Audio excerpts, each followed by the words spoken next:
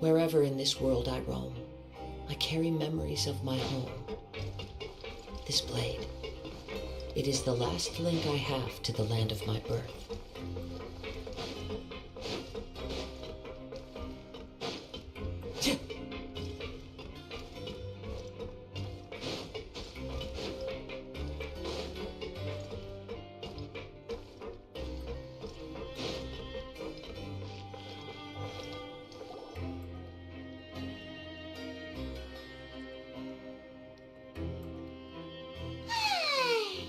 Now for a little rest after breakfast. This is the life. Wait a sec. Isn't something important supposed to happen today? Oh, today's our big day! We're supposed to leave the Fortress of Mirapede! Come on, we've got to go complete the release procedures now!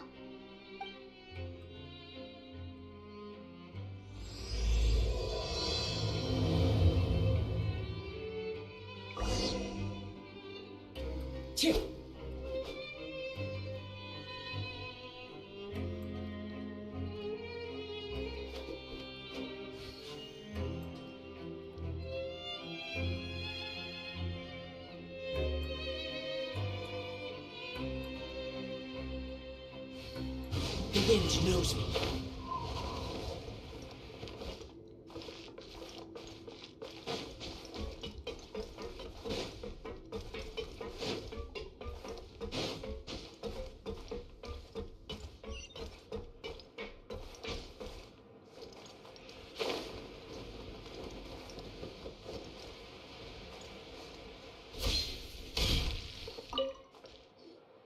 Please, sign here. This document will be effective immediately upon signing, and you two may exit the Fortress of Mirapede via the regular channels. It's been so long since we've been to the surface. Let's hurry up and... What's happening?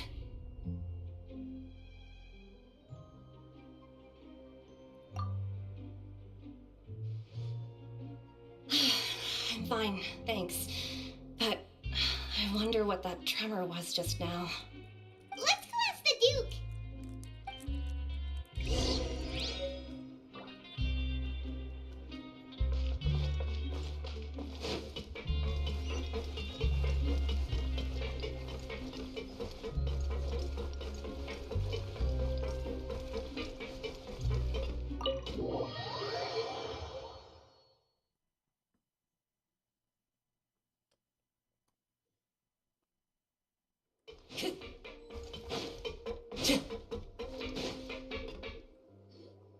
Your Grace?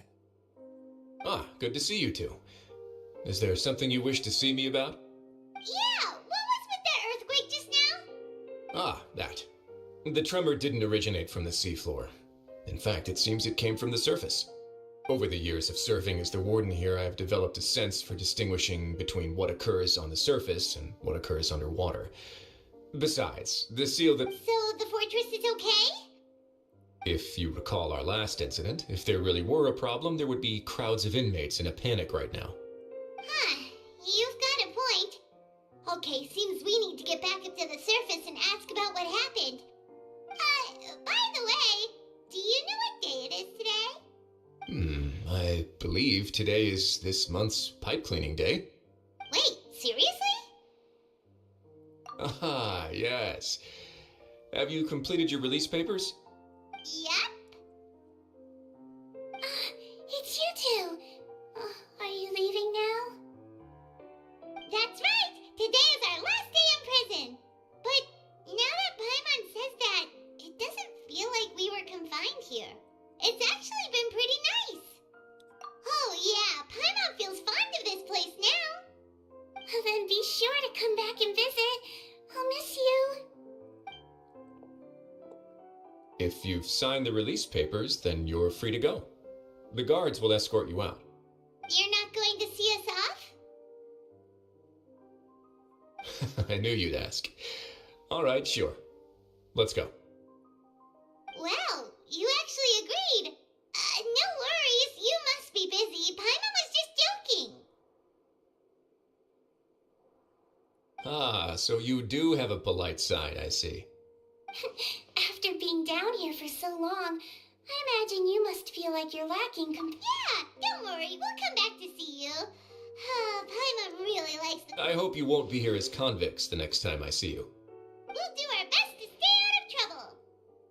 Well, it seems our work in the Fortress of Meripede is finished. That's the end of another chapter in our journey. And since Nervlev was the one who asked us to come here, we should probably go report to him now. Next up, the Palais Mermonia. You're going to see Monsieur Nervulette? Please pass on our kind regards. I'm sure just your regards will do, no? I believe it would be the polite thing to do. You're right. I've heard the Palais has been terribly busy these days.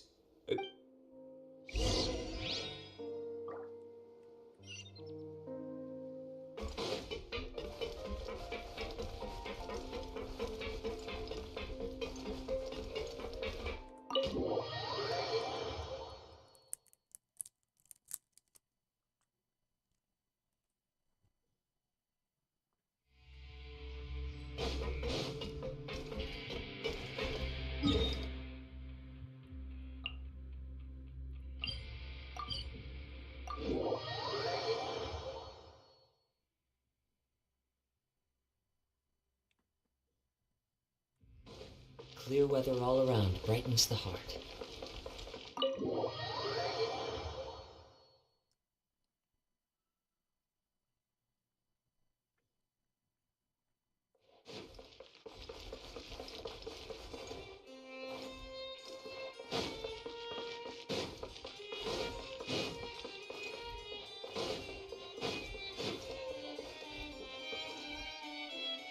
The Palais Mermonia sure is buzzing with activity today.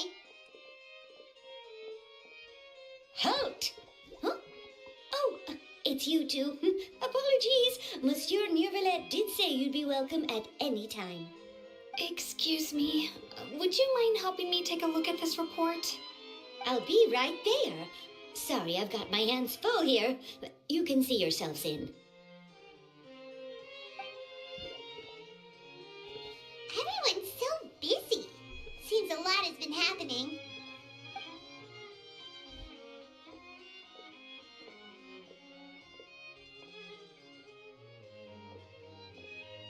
Neverette! Hello. You've come at the right time, but you'll have to wait for just a moment, as there are some urgent matters I must tend to first. In the meantime, please, have a seat. If you'd like to have something to drink, let the Melusine outside know. That's all right. We just ate. Very well, then. Let's take a break over there while we wait for him to finish his work.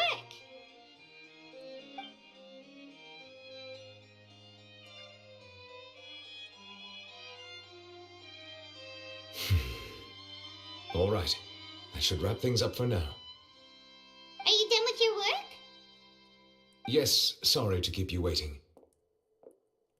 Today should be the day you were released from the Fortress of Meripede, and it appears that you have managed to complete all the release paperwork. That's right, and we came here to see you right away. A massive whale. Do you have any idea what that might be? Judging from your description, that cannot have occurred in any ordinary waters, but rather something like the primordial sea. A whale of that size and shape cannot usually be found in the waters of Tevat.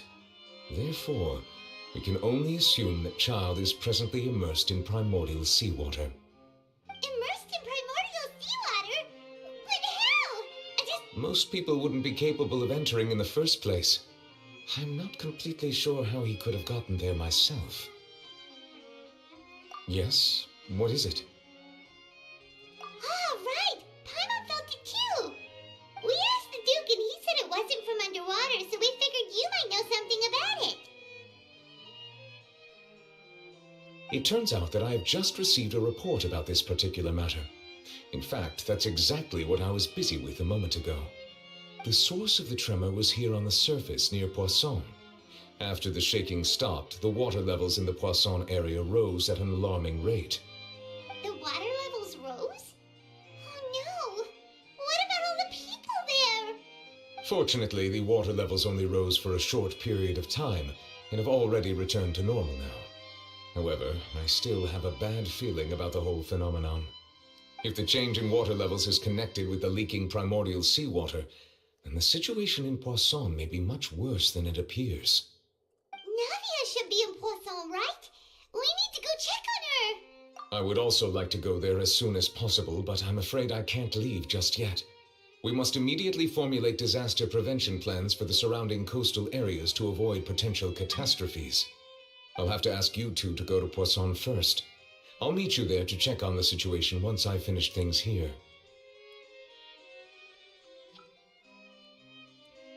There's no time to lose. Let's get going. Please be careful.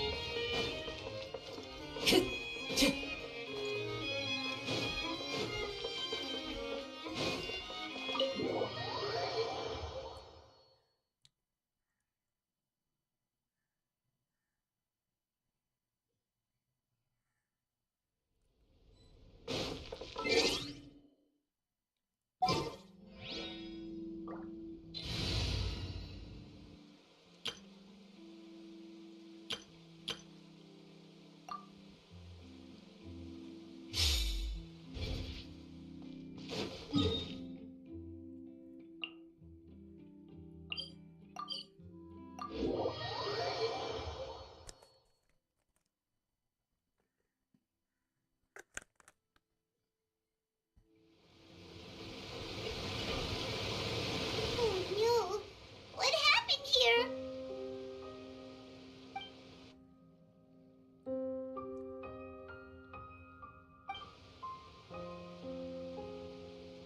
Navia should be around here, right? We need to make sure she's still... that means we need to check on her.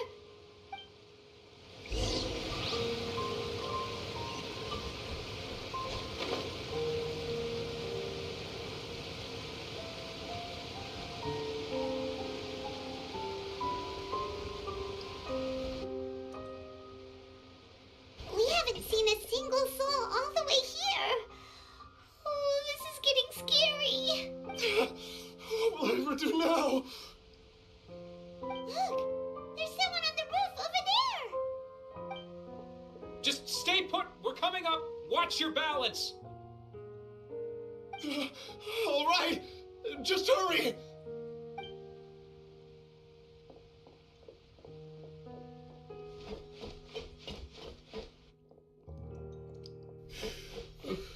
I'm not young anymore. How will I survive on my own? My Desiree! Oh, he looks pretty sad. My leg. My leg. How could this have happened? It hurts. Just hang in there. Help is on the way. You can hold my hand if it makes you feel better.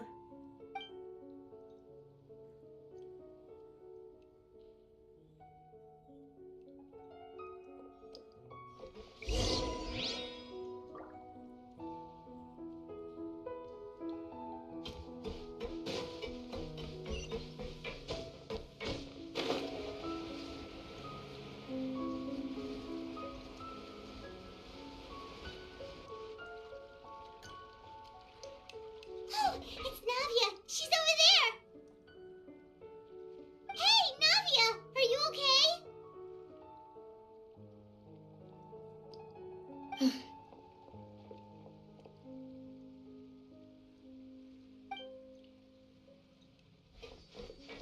You're here. We heard there was a situation in Poisson, so we came as quickly as we could. Yes.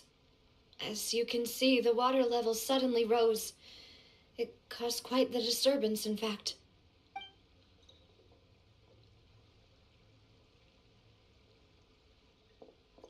Demoiselle, there was a wounded resident next to a building southeast of here. We've already transported him to safety, but we've run out of medical supplies. He's wounded? How badly? He fell, so it's probably a broken leg. He's pretty shaken up. When the water level rose, he desperately climbed up to the roof. Once the water receded and he saw the ground, he became terrified and eventually... He jumped down then. Find the leader of Squad 1 and tell him to take the wounded resident to see a doctor. He should know where to go. Understood. I'll take over his search and rescue mission in the meantime. All right, you'll be in charge.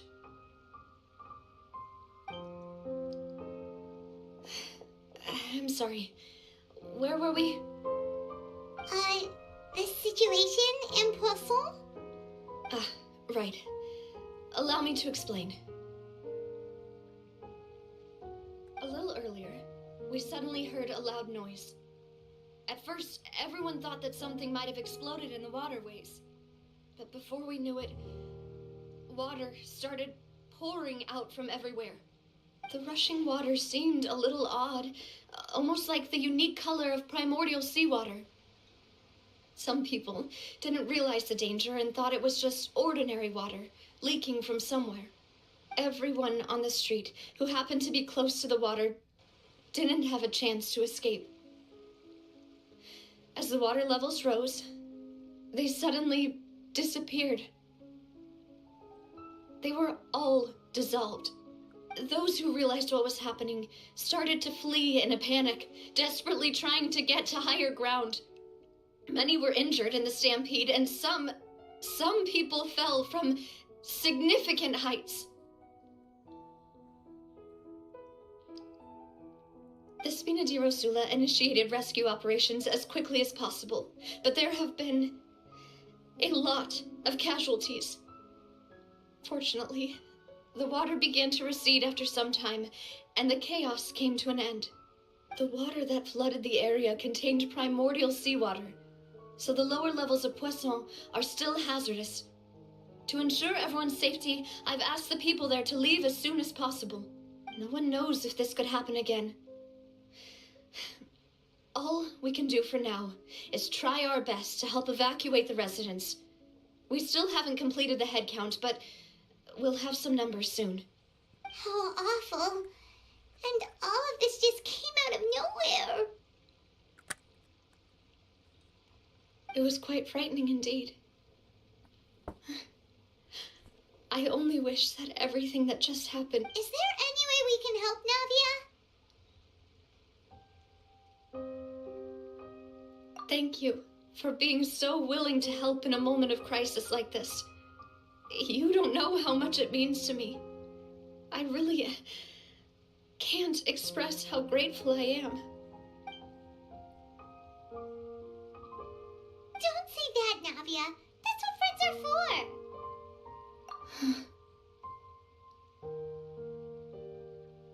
Demoiselle, we've got a situation here. I'll be right there. Sorry, I need to go for now. And off she goes. Seems it might be a while before she can take a break.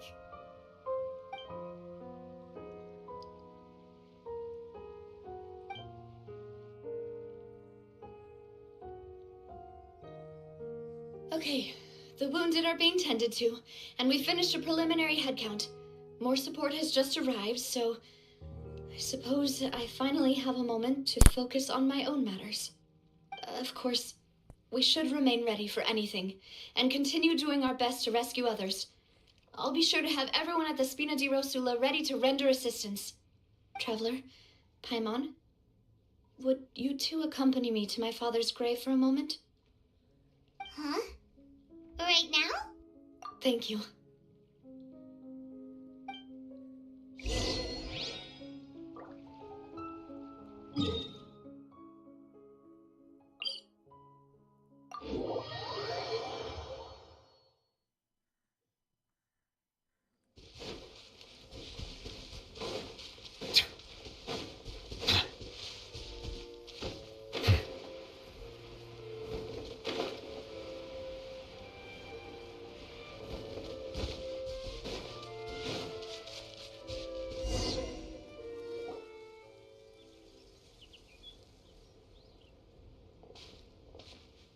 Not a lot of people here, huh?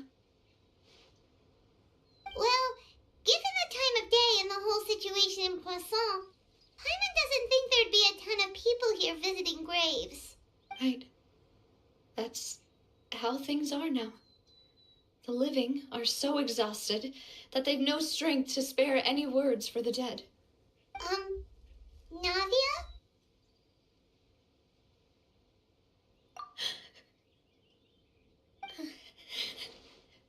Navia, what's wrong?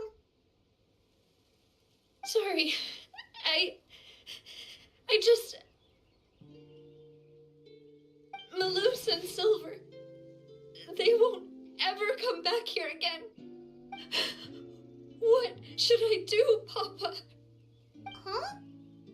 What happened to them? Everyone agreed on the rescue plan, but still, I was the one who initiated it. They were helping evacuate the residents, but they couldn't leave in time. And they were caught in the seawater. What should we do? I've known them for so long. And I know they weren't afraid. But I could at least hold a funeral for my father. And I know where he rests. But as for Maloose and Silver, they're just gone. I just can't.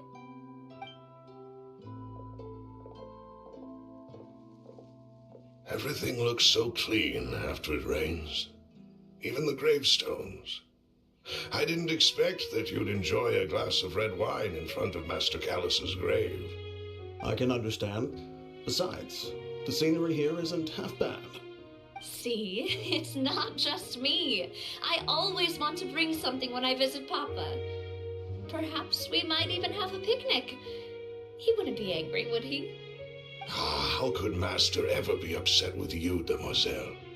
Yet the cemetery is the home of those who have passed, is it not? Everyone ends up here sooner or later, no matter who you are. Buying yourself a plot in advance, are you? No need yet.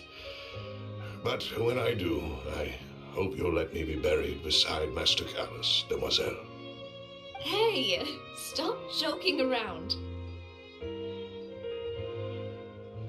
I'm quite serious. That way, it will save us both the trip to see each other whenever you visit your father's grave. That makes sense. In that case, could I be buried on his other side? After all, besides you, demoiselle, the two of us could certainly be considered Master's closest companions, no? Personally, I believe we fill those shoes just fine. Why are you bringing this up all of a sudden? Seriously. All right. I'll remember your requests. But I'd really prefer not to talk about this stuff. And what do you mean by saving me a trip? I'd make the journey even if I had to visit you two somewhere else. I promised to let them rest in peace here. But here I am breaking that promise. I'm sorry for letting you see me in a mess like this. I don't usually cry, really. Paimon doesn't know how to help you feel better. But, well, she understands how you feel. I had always thought I could make my wishes come true. But now that I think about it, that never solely relied on me. Many things can only be accomplished with someone else's help. Maloose and Silver have helped me so much. But by contrast, I could do nothing for them. I'm so sorry. You can spend as much time as you need here, Navia. We'll stay with you. Thank you. Right now, you don't know how much that means. By the way, you can have a look at this. It's a list of victims from the incident that took place here. Obena, Khan, Burnett, Giverny, Francine, Karina, Daisy. Daisy Ray, Joinville, Julianne, Esson, as well as Malus and Silver. So, everyone else is safe. But still... It's okay. I know what you're thinking. And you're right. We lost Malus and Silver. But we were able to save more than we anticipated. The overall outcome indicates that the cost was worth it. Right. Don't think that way, Navia. One person might be saved at the expense of another, sure, but that isn't something we should ever consider a trade. Malus and Silver were not the price for saving anyone. They're heroes. You're right. Thank you, Paimon. What you said just now was pretty amazing, actually. I'll remember your words. Oh, really?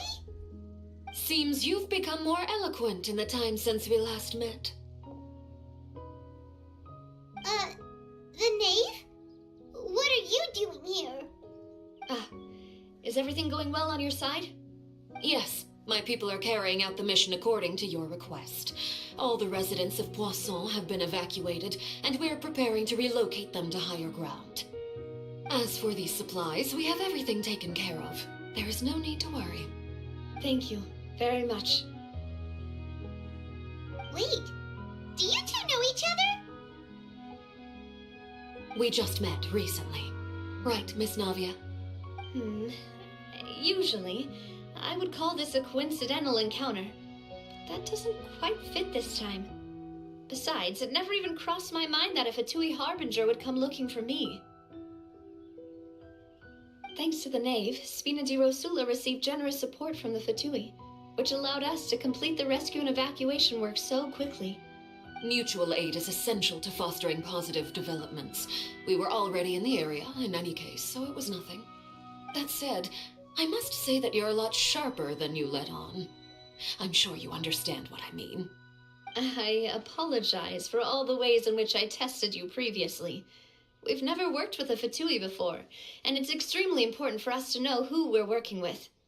My subordinates have reported that Fatui soldiers have been observing water levels and taking head counts in various locations. I hear that they've also prepared a large amount of emergency supplies. I'm quite surprised. This is nothing to brag about, nor do I intend to. It is simply the way of powerful organizations to act forcefully, whether they are doing good or ill. You've witnessed that firsthand, in any case. As I've told this traveler before, I know of the prophecy, and I intend to prevent the impending disaster. Lending your organization a hand was a natural first step in accomplishing that. As such, do not be troubled by this token of our sincerity. Perhaps one day, you'll also be able to help me in the same way. Without your help, there would have been many more casualties. I won't forget your kindness. Furthermore, I sincerely regret what happened to Malus and Silver. I only wish that my people could have arrived a little earlier to prevent this from happening. Don't say that. You and your subordinates did everything you could. As Paimon said, Malus and Silver didn't choose to sacrifice themselves for any specific person, and they weren't the price paid for other salvation. They chose to become heroes themselves. I've never liked hearing people put it that way. It's like trying to relieve pain by saying some noble-sounding words. But right now, there's nothing more suitable. They really did become heroes. You're right. I'm sorry for your loss, Miss Navia.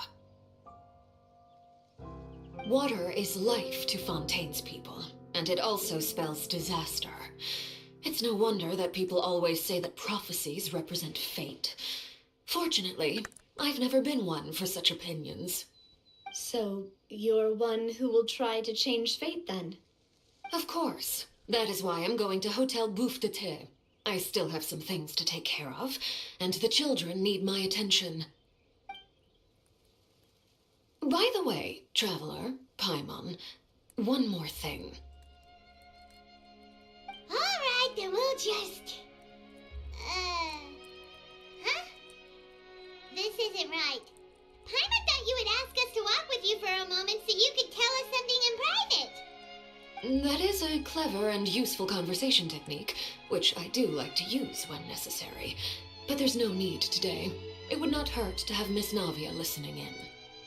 Traveler, I'm sure you remember that I said we could work together when we had the chance.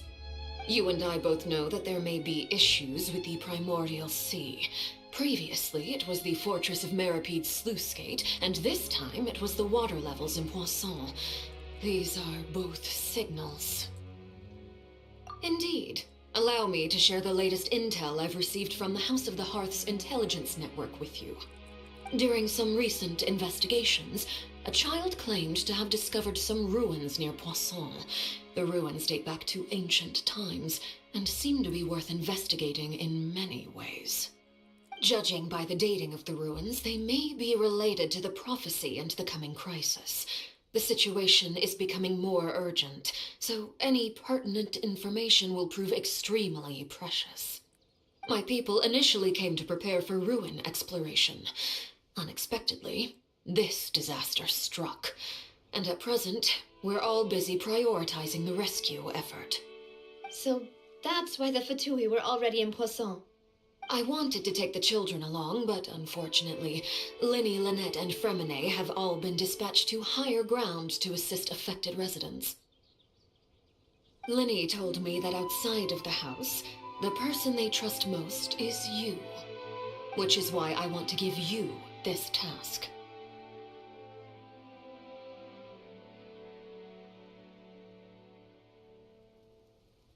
The House of the Hearth's members see each other as family, but Linny, Lynette, and Fremine said that they also see you as such, even though you are not from the house.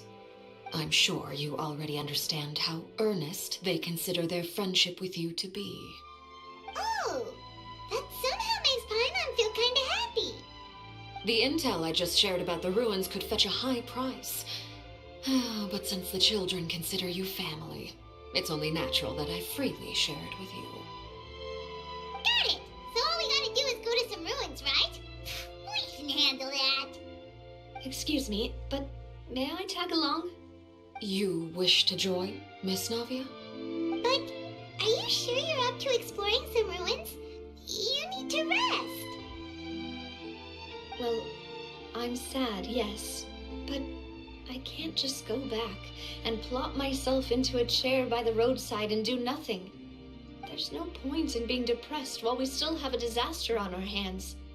As my father, besides, I'm also doing this for myself. I need something, a distraction, to keep my... Since you put it that way, I have no objections. What do you say, traveler? All right. The ruins are to the south of Poisson. Here's the map. Okay, the three of us will handle it. Come on, let's pack up and get going.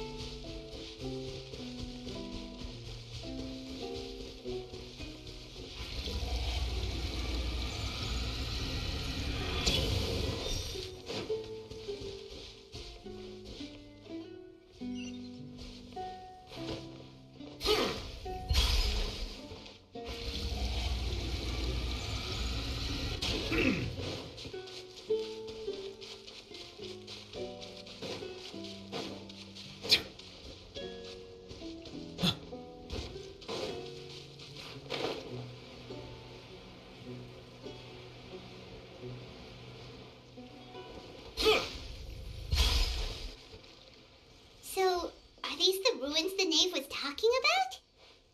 Ugh. They seem to be pretty ancient, all right. Let's go in and have a look. Just be careful.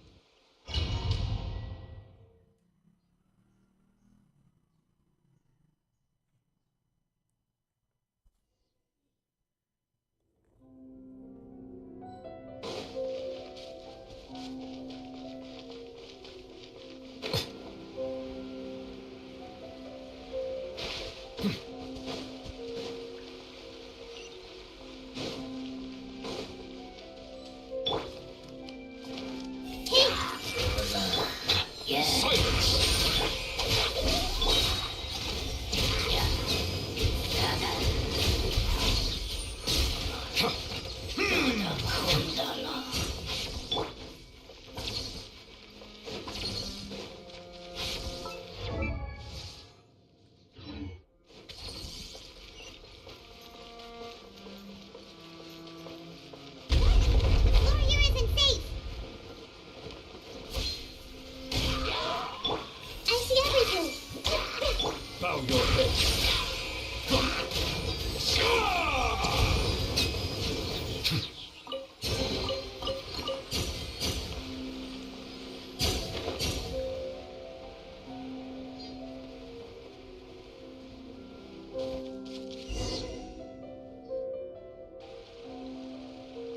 This place has also been contaminated by primordial seawater. Yeah. And a lot of it, too. A Fontanian would most likely dissolve the moment they fell in.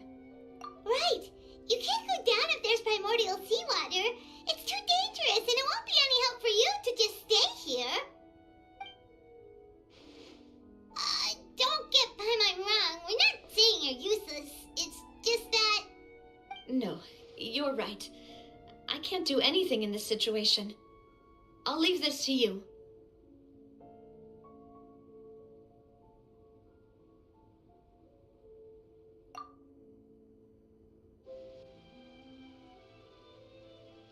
That complicates things. Maybe the only way left is forward. In that case, do you want to wait for us here? The water levels here are unstable, and there's a chance the water will rise. So staying here wouldn't be safe either. I'll go together with you. Perhaps we'll find the exit just up ahead. All right. Come with us for now then, but please be careful.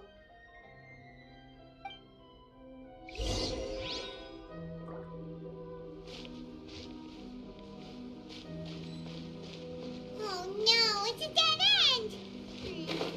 Let's try climbing over from the side.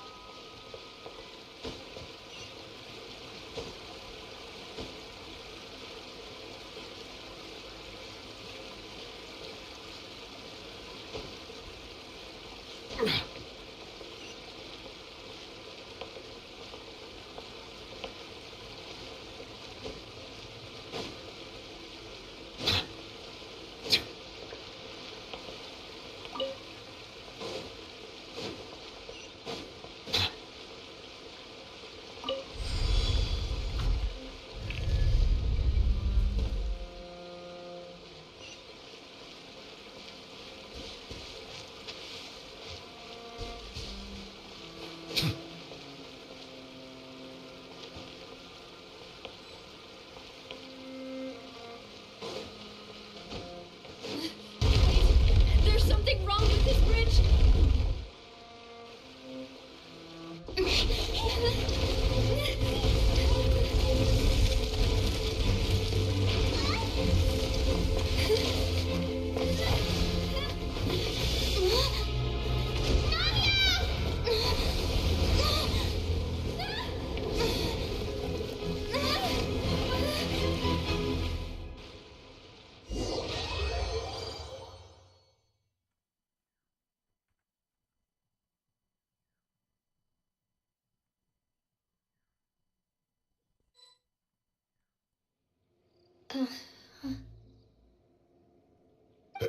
demoiselle? Huh? Demoiselle, what are you doing here by yourself? Would you be standing here till dark if I hadn't come to get you? Maybe she just wants some time to herself, Maloose. Hmm? Oh, was I sleeping? Yes, it would appear so. I must be tired. That's quite possible. However, you were the one that suggested we go out for a walk. Oh, right. I nearly forgot. It must have slipped my mind when I dozed off. I haven't had a nap today yet. Have I? This is a familiar feeling, yet something's a little strange. Is something the matter, demoiselle? Oh, no. No, I'm fine. I was just trying to recall why we came out for a walk. Do you remember Mr. Giverny? He'd requested our help before with foreign merchants who had a debt dispute with him, and we'd resolved the matter not long ago. We were headed to see how things were going with him at the moment. Ah, right. Yes. I remember now. Oh, Miss Navia. Ah, Mr. Maloose. And Mr. Silver, too. It's good to see all of you. How have you been? I've been great. Thanks to your help, those bothersome merchants finally realized that I wasn't the one they were looking for. Why, I wasn't even the guarantor for that person. They were knocking at my door day and night. Even my neighbor, Obina, was getting fed up with them. Sometimes force is required to calm someone down and get them to listen to what you have to say. That's right. Oh, by the way, Burnett, what was it that you wanted to give to Miss Navia again? Oh, yes. One moment, I have it right here. Miss Navia, these are some flower seeds that I prepared. Please take them. They're a very good variety, and they'll become very big and beautiful once they bloom. I don't know what we would have done without your help, so this is a little token of our appreciation. I hope you won't refuse. Ah, did you cultivate them yourself? Thank you so much. I'll certainly take them. Maloose, we do still have some empty flower pots at home, right? Why, we can have as many pots as you'd like, demoiselle. Perfect. In that case, we'll swap out some of the decorative plants for some of Mrs. Burnett's flowers. Very well. Wait. Something seems to be off here. Excuse me, madam. If I'm not mistaken, your name is Burnett, correct? That's right. Is something wrong? No, it's nothing. This is the first time we've ever met, but your name seemed familiar to me. I must have heard it when I was discussing things with your husband previously. I've heard this name before. Sometime recently, I'm sure of it. And why are there so few people around here? Where did everyone go? We must mind the time, demoiselle. We still have important things to attend to today. Huh? We do? Like what? Well, now, did you forget? Miss Navia, here you are. I've been looking for you. Please, come to the Opera House. Your trial is about to begin. My trial? Wait, why would I need to go to the Opera House? Yes, she's right, demoiselle.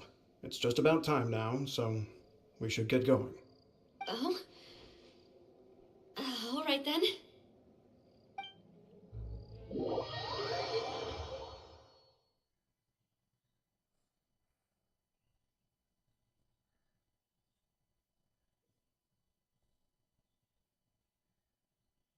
Look, it's Navia! She's here! And her two attendants are with her. Goodness, everyone's finally here. There sure are a lot of people here to see the trial. And they all seem to be oddly excited about something. I even know some of these people. Karina, Desiree, Joyville, Jolien, Essen. Why are so many people here? And why do I have no recollection of this case? And as for the judge... huh? Where's Monsieur Neuvillette? Please sit in the defendant's seat. Don't worry, Silver and I shall accompany you. All right, but are you sure you can stand behind me? Typically, it wouldn't be allowed, but today is an exception.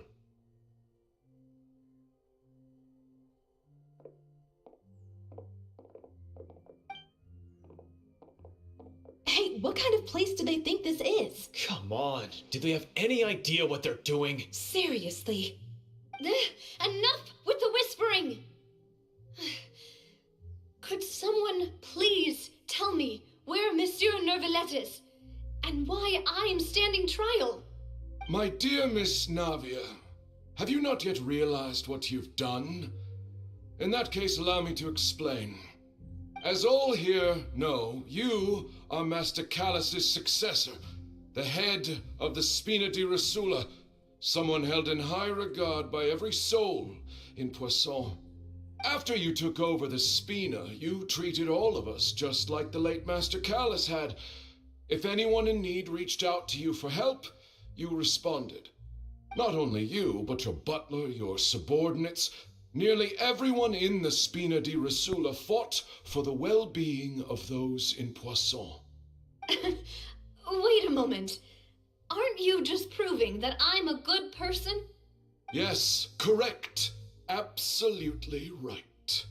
And that is why you stand accused. You have helped so many people get through so many difficulties. You are one with us.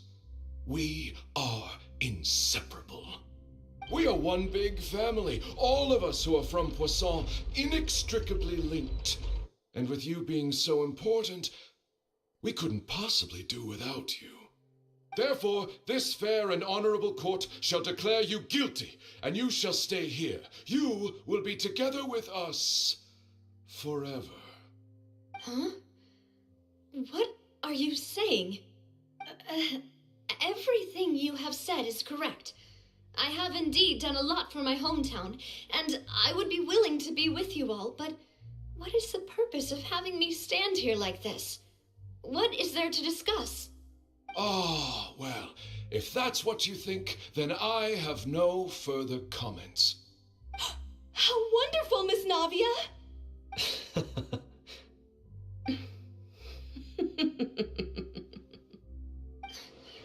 I know all these people. Why are they laughing? I seem to remember now. Yes, I get it. This trial is... Wait just a moment. This isn't right! Malus? What was that, Mr. Malus? Our conclusion is very clear and unanimous. Let the court judge her now. She's guilty! Stay here, Navia! You're one of us! Demoiselle, don't admit guilt. This trial means to keep you here forever. I wish to exercise my right to defend Our Lady. Mr. Joinville, you only know of Navia's goodness, but nothing of her utterly independent mind. She was born a free and independent spirit. She has never been tied down by anything. Indeed, even the death of Master Callus couldn't stop her. Her actions cannot serve as proof that she identifies herself as part of any group. She merely acted as an individual, extending her hand to help others. Please do not mistake her actions as being otherwise. Really? As an individual, you say? Don't forget, we are all Fontanians here. This is the nation of justice, the nation of Hydro. Even if Miss Navia only voluntarily rendered her assistance, that doesn't change the fact that her beautiful soul must return to everyone. Water accepts all, blends with all. it will surely accept her kindness. Everything is measured here in the nation of Hydro, and in the end, everyone shall meld together. Thus, when a unanimous opinion emerges, that opinion represents justice. Now I speak for everyone. Our opinion is consistent. Navia should stay. We and Navia are one. And you would call this justice? Preposterous. You are merely jealous that Demoiselle still has a chance to exist as an individual.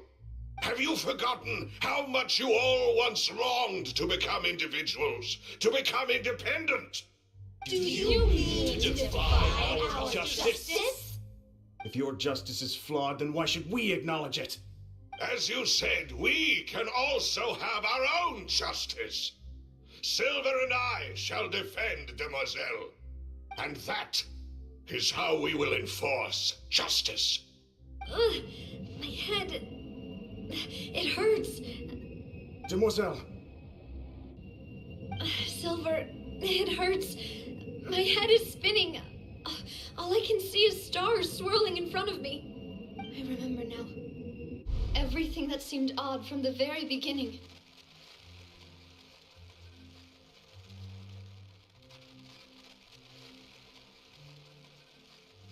Karina, Desiree, Joyville, Jolien, Essen, and Mr. Giverny and Mrs. Burnett, who we met earlier. Even Malouse and Silver. I don't want to admit it, but they're all dead. Don't be afraid, and don't admit guilt. We will protect you to the very end. Absurd! Who are you to say that she cannot be judged? We are the majority, and in the nation of trials, the majority is absolute justice. We are the will of all. Don't let them escape! We shall keep Navia here with us! Mr. Malouse and Mr. Silver, must you be so stubborn? How could the two of you possibly hope to stand against the collective? Do not resist. This judgment is fair and just. Navia belongs to us. After all that happened, she should not be left alone in Poisson. What are you saying? No more excuses! She says we're jealous. Jealous? How could she possibly be an independent individual? What's with these people? Who's jealous of her? She belongs to us! Miss Navia, she... Silence. That's...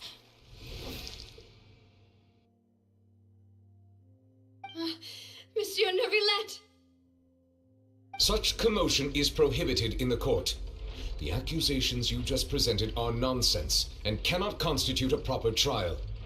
The court will adjourn for the rest of the day. In this, I shall hear no objections from any unauthorized party. Our thanks, Monsieur Neuvillette. Please leave with me, Miss Navia, while there is still time. But... Go on now, Demoiselle. This is your only chance to leave this place. What, can't bear to leave us behind or something? Malouse. My apologies. I couldn't resist making one little joke once I realized that this shall be our last goodbye. Malouse... Silver... Quickly, you must come now. Goodbye, Demoiselle. Farewell.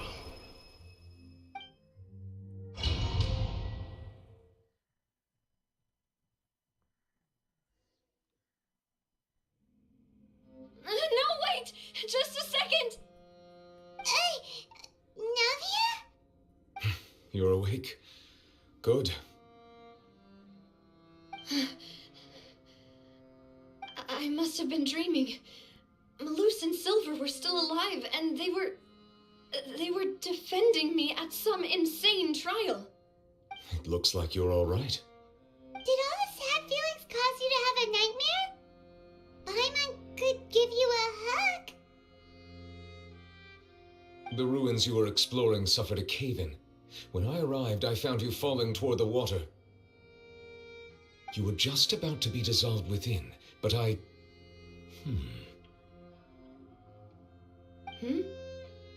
What is it? I think I saw 2 Oceanids protecting you.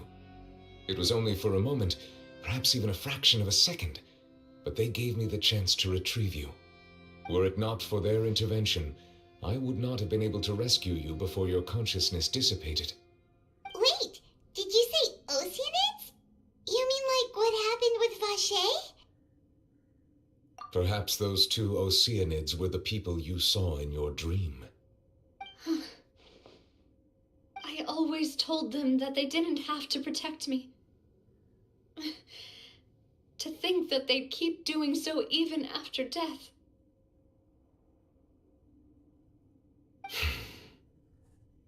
Please come with me.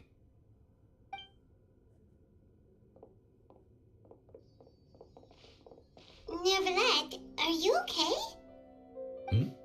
Oh, I am quite all right. Perhaps there's something we could chat about? Why do you look so stiff all of a sudden? Oh, Paimon knows. You're the type who feels awkward when there's nothing to talk about, right? I merely thought that we should give Navia some time to herself. Huh? Why didn't you just say so then? Don't you think it's even more awkward to call us over like this and then have nothing to talk about? I suppose so. Ah, Sigewinne. I hope all is well with her these days. Her work in the fortress of Meropide has not been too much for her, has it? No way, don't worry. She's doing fine down there. She's an amazing head nurse. I see. Well, that is good. I have always worried that Sigewinne would need a lot of time to understand the world of humanity, just as I have. Oh, and the Duke also says hi. Even though Sigewinne made him do that. He hopes that you haven't been overwhelmed by all that's happened lately. Thank you. I have indeed been busy lately, and I also hope that everything is going well in the fortress of Meropide. He still doesn't know what to talk about. Let's chat about something else then. So, Neverlet, you're probably quite the swimmer, huh? Yes, of course. This isn't going anywhere. Let's try something else. How did you find these ruins? Did the knave tell you? Yes, in fact.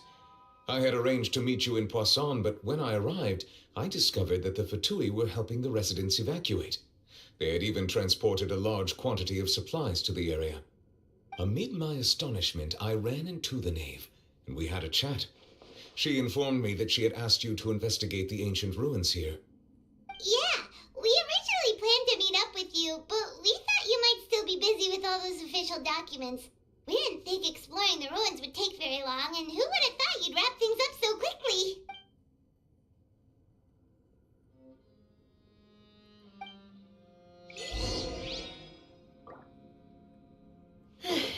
I'm sorry to have kept you all waiting like that. I'm feeling much better now. I guess we should get going again. Will you come with us, Monsieur Neverlet? Yes, if you wouldn't mind my company. All right! Another one joins the party! Let's get going then! Dada Kondala.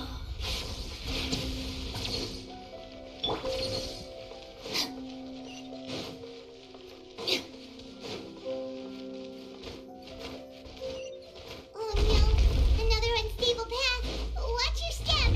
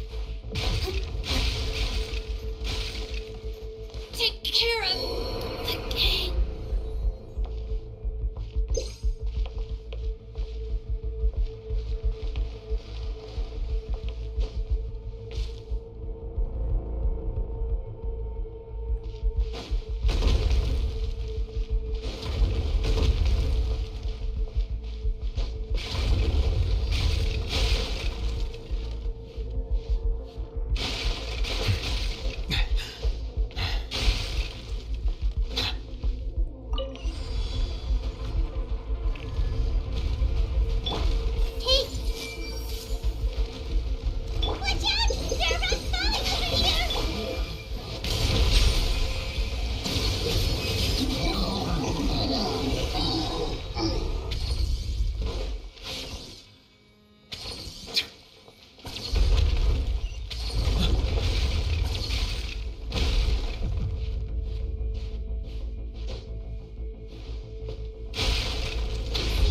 almost at the top. Keep it up!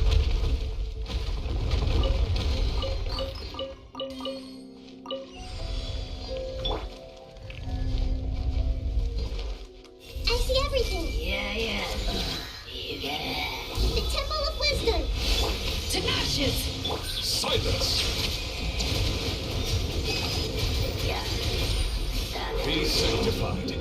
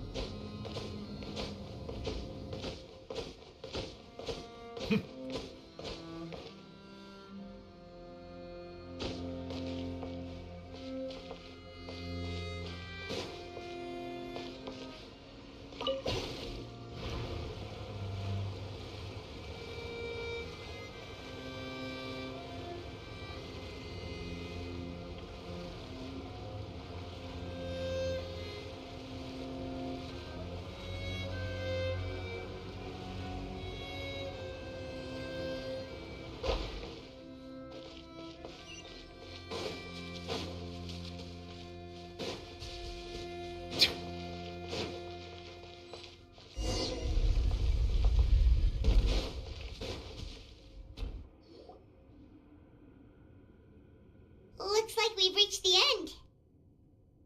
This is the place. There should not be any other hidden spaces in the vicinity. The path sure had some twists and turns, but it turns out that this place isn't actually that big.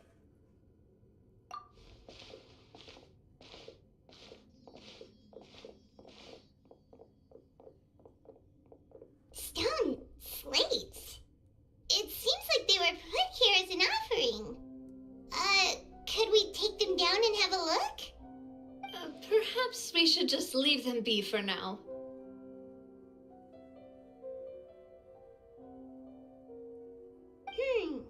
There are 4 locations in total, but only 3 stone slates. The slate that should be in the first empty spot is missing. The surrounding walls also show signs of damage.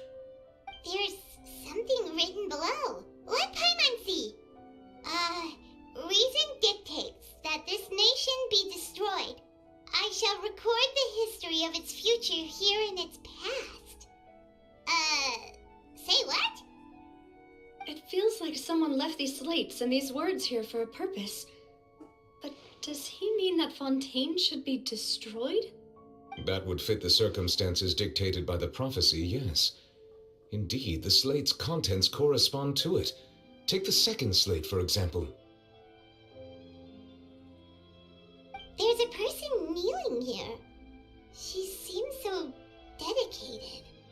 And there's a whole bunch of other people behind her doing the same. She's facing this... what is this? Some kind of island in the sky? And is that Lady Farina in the third image? Did the Hydro Archon fall into the water? And is that a ring of people around her? Paimon doesn't quite get it. Are they all in the water? The fourth image. I know this one. This exactly matches the content of the prophecy. The people will all be dissolved into the waters, and only the Hydro Archon will remain, weeping on her throne.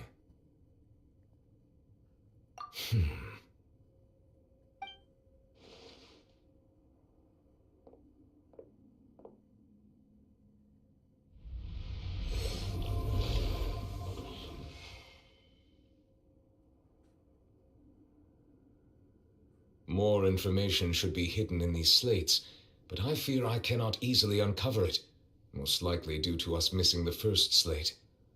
I am very sorry. Don't blame yourself, Monsieur Neuvillette.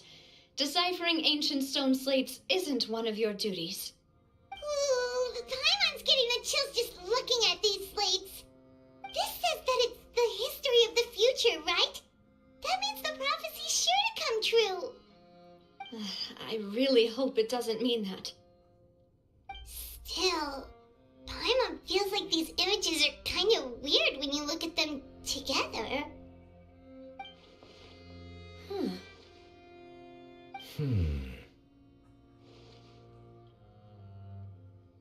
That's right!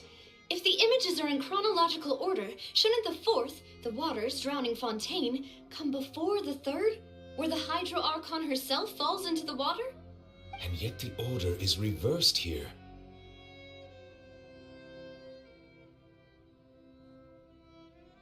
If we go by timing, Lady Farina only emerges in the third image.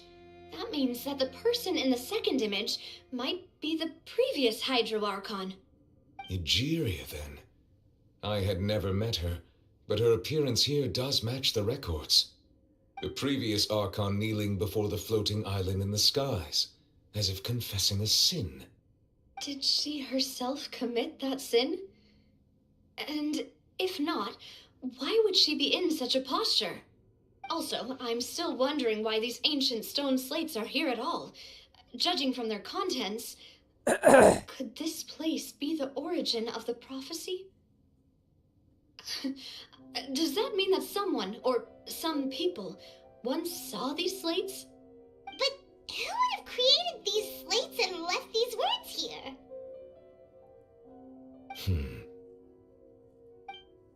It seems that any further clues will have to come from Farina. In that case, there's no time to lose. There's nothing else to be gained here, so let's head back first. Yeah, we better get somewhere safe for now.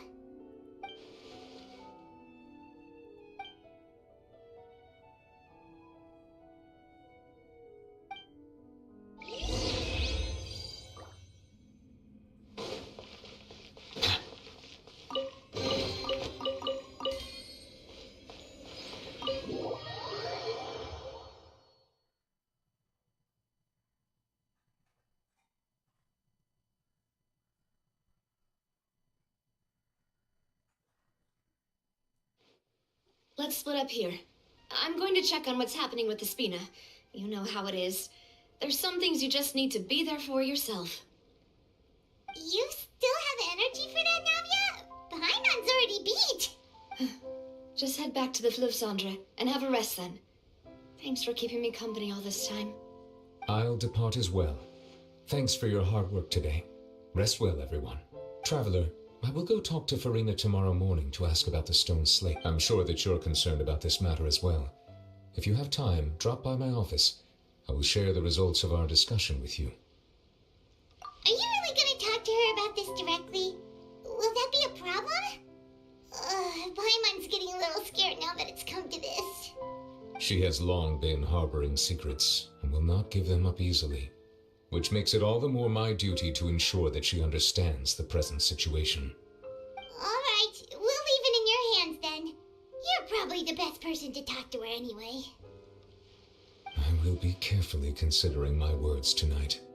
Traveler, Paimon, our safe house at the Fleuve Cendre is always open to you as ever, so please don't think you're an imposition. All right, I'll be on my way then.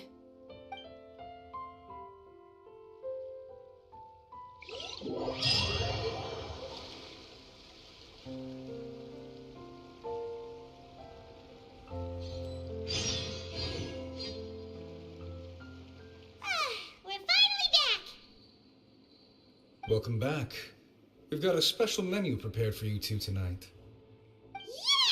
And there's good food too! Navi, no, the boss is the best. Ooh, desserts! Nice! These are all Paimon's! Paimon's already starting to forget what happened today. Oh, that voice. Is that who I think it is? Huh? It's you two. What are you doing in Fontaine?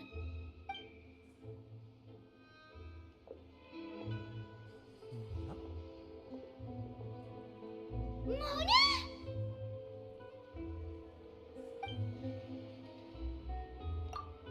Seriously, nobody just uses a scry glass whenever they've got time to just see who they'll meet on the road. Still, we didn't expect to see you here. Wait, you're not a Fontanian, are you, Mona? Well, I have some business to attend to here, so I booked a hotel in the city. I was just out for a stroll when I bumped into you. Quite unexpectedly, if I might add. Why did you think I was from Fontaine, though? Is that because Magistus doesn't sound much like a Mondstadter surname?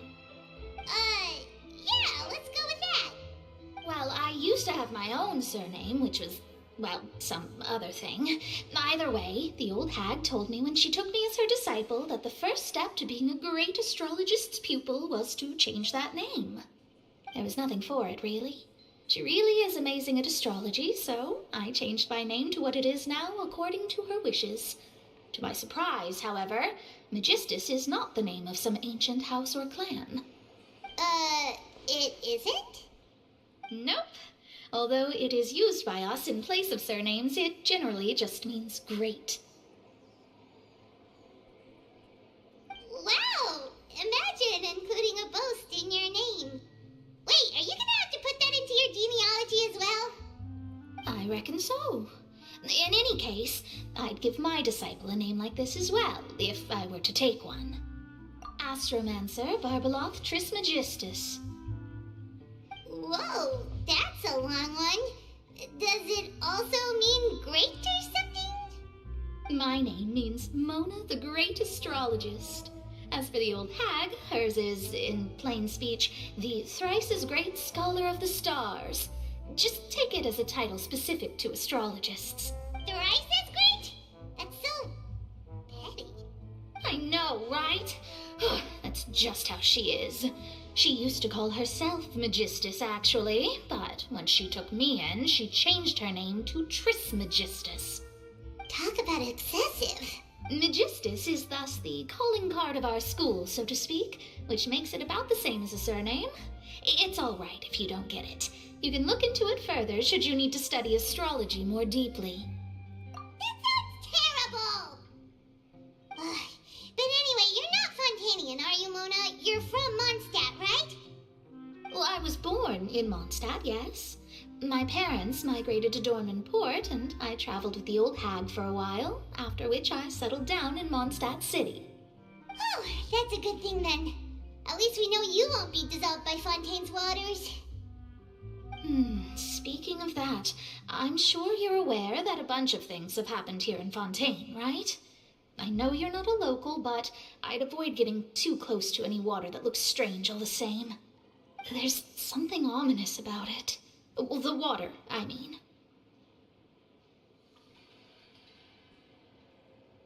That was the main reason, yes. Just a while back, the Steambird invited me to take part in a panel and speak about the circulation of the prophecy as an astrologist. The invitation was sent quite early on. I don't think anyone expected Fontaine to be in this much trouble. What do you make of that prophecy, Mona? Just tell us what you think as an astrologist. Your word would go a long way to make things more certain and less scary. What I can tell you is that I'm an astrologist, and that this prophecy concerns the fate of Fontaine, even that of all Tevat. Ascertaining this is akin to reading the fortune of the whole world. I'm afraid that this is not something that just anyone can do. If I could do it, you would no longer call me an astrologist, but a visionary. But on the flip side, the prophecy is so huge and powerful that it must surely come from a powerful visionary. Its contents involve the fate of the world. Disregarding it would be a mistake. A visionary? Sounds really powerful and all, but does such a person really exist? Of course. The old hag could do it, and I'd bet there are others amongst those Hexenzirkel colleagues of hers who could do something similar. Huh? Are you sure? All right, I'll help you. It isn't often that I see you with such a serious look on your face. I'll tell you once I hear back from her. Thanks, Mona. You're amazing as always. Oh, well, this is something only I can do after all. So yes, your praises are quite welcome. That's the greatest of astrologists for you! Of all the people we know, you know the star's the best! Indeed, indeed. That's the spirit. Oh, sorry. I came to see what all the commotion was about. If there's anything you need, do not hesitate to inform the Spina di Rosula. Oh, whoops. Guess we were getting a little too carried away there. Well, I'll go tend to my own business now. If I receive any news, I'll be sure to come find you two again. And there she goes, quick as rushing water. And here we are with the Spina guy giving us suspicious looks. Right, but we were able to recruit Mona's help, didn't we? Our Fontanian friends will thank us someday.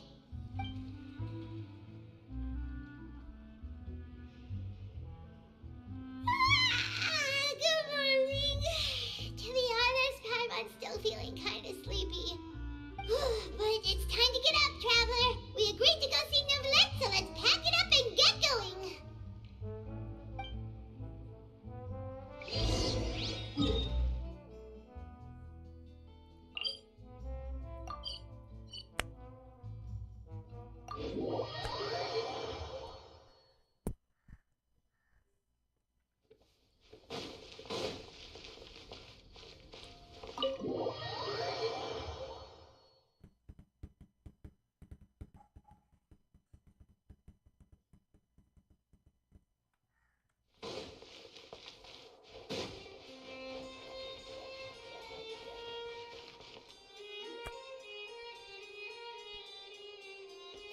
You're here!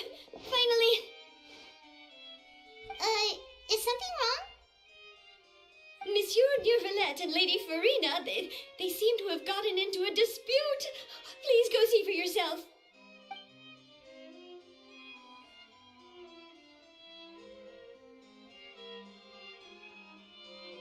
Like I said, I've already explained everything. And yet the problem has not been properly solved. There is little space for excuses between us. It is not my intention to offend you, but please tell me where you stand. You are the Hydro Archon Focalor, are you not? Look at this. This is a list of the victims from the recent Poisson incident.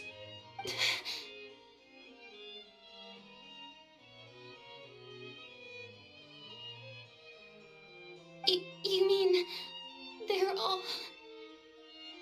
We did not arrive in time to avert this disaster, and I will not have it happen again. I will say this once more.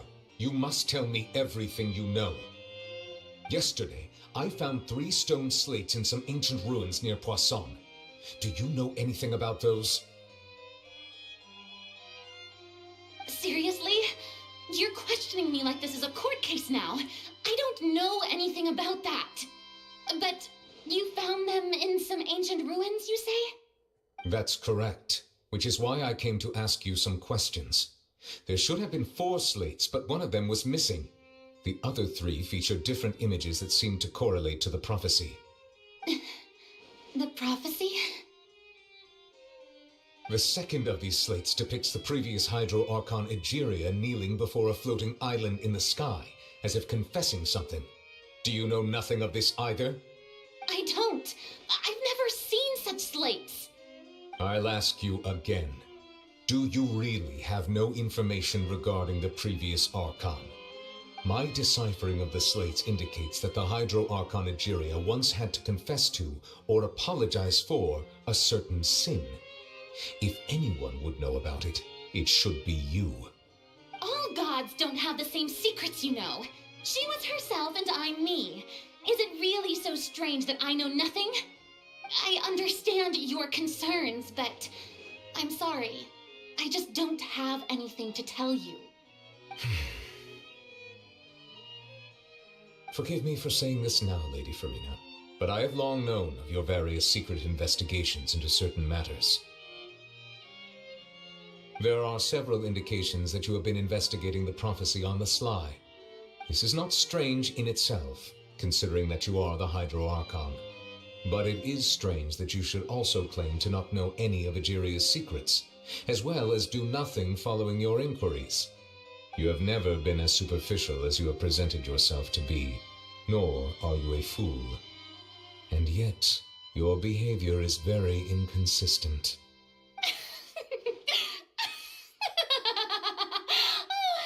So you've been watching me all this time, have you? I didn't think you were that type. You... Well, since you know about my secret investigations, then you should know I'm actually working to take care of it. There's no point questioning or suspecting me. You're the Eunuchs, but you're still my subordinate. You should be following my lead. Just trust in me, your Archon, and do as I say. Never mind whether you can truly convince yourself to or not. It'll all turn out fine. That's all I have to say.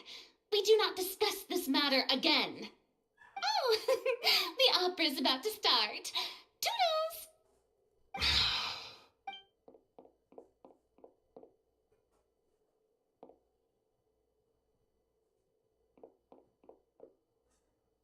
Did Farina not notice us standing by the door? Wonder what's up with her. I assume you've been outside for a while now? Oh, you noticed. Seems Farina didn't even realize we were here. She was in a great panic, though I cannot discern the reason. Our discussion reached impasses time and again, a state of affairs that we cannot allow to continue. Still, I do not understand. Dialogue is the basis for understanding, so why did she keep refusing to engage?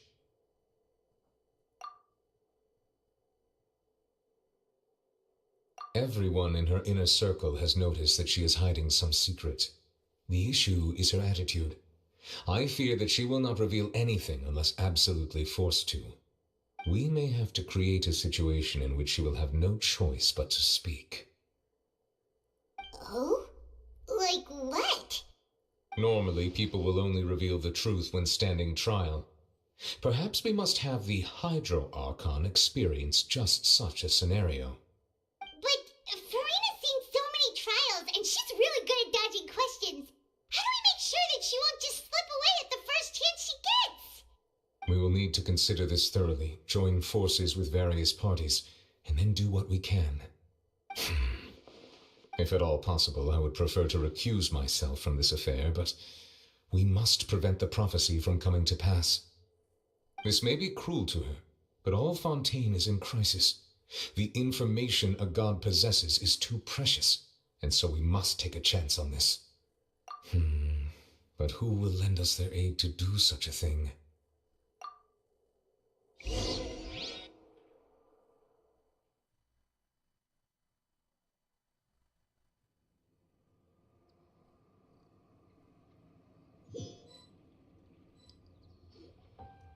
Well, that's everyone, huh? Speaking of which, it was pretty smart of you to think of hiding here. Poisson was just involved in a disaster, so it's presently devoid of people. That naturally makes it the best choice. And here you are drinking tea like it's the most natural thing in the world, huh? That's what families should do. Sit and enjoy a leisurely time together. It's nice to enjoy tea here, you know. Care for a cup? Lend me your ears, everyone. Or perhaps one of you might like to start us off. How about you, friend? Me? No, I don't think I can. Then, how about you, good sir? I fear that I will cause the mood on this boat to become as somber as it is in court. Well then, I guess we're lucky we've got a local like me to organize things. Wonderful, the spotlight at last. I guess I'll be facilitating things from here. That was a little long-winded, don't you think? Oh, you might be right. Anyway, to cut to the chase, our friend here, the Traveler, has brought us together to discuss something. As for what that is, well, let's start by saying that we'll be pooling our efforts together to create a series of traps. Oh? How intriguing. Well, it's just an expression, really. One that I just learned from Chlorand and used on the spot. So, let's invite her to explain in detail. A round of applause, please.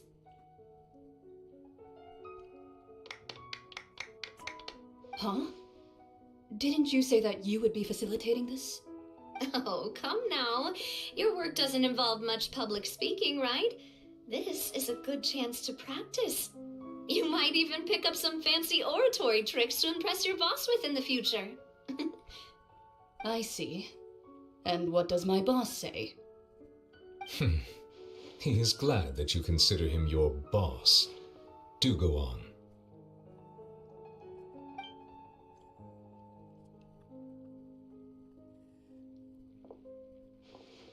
In that case, do any of you have experience hunting?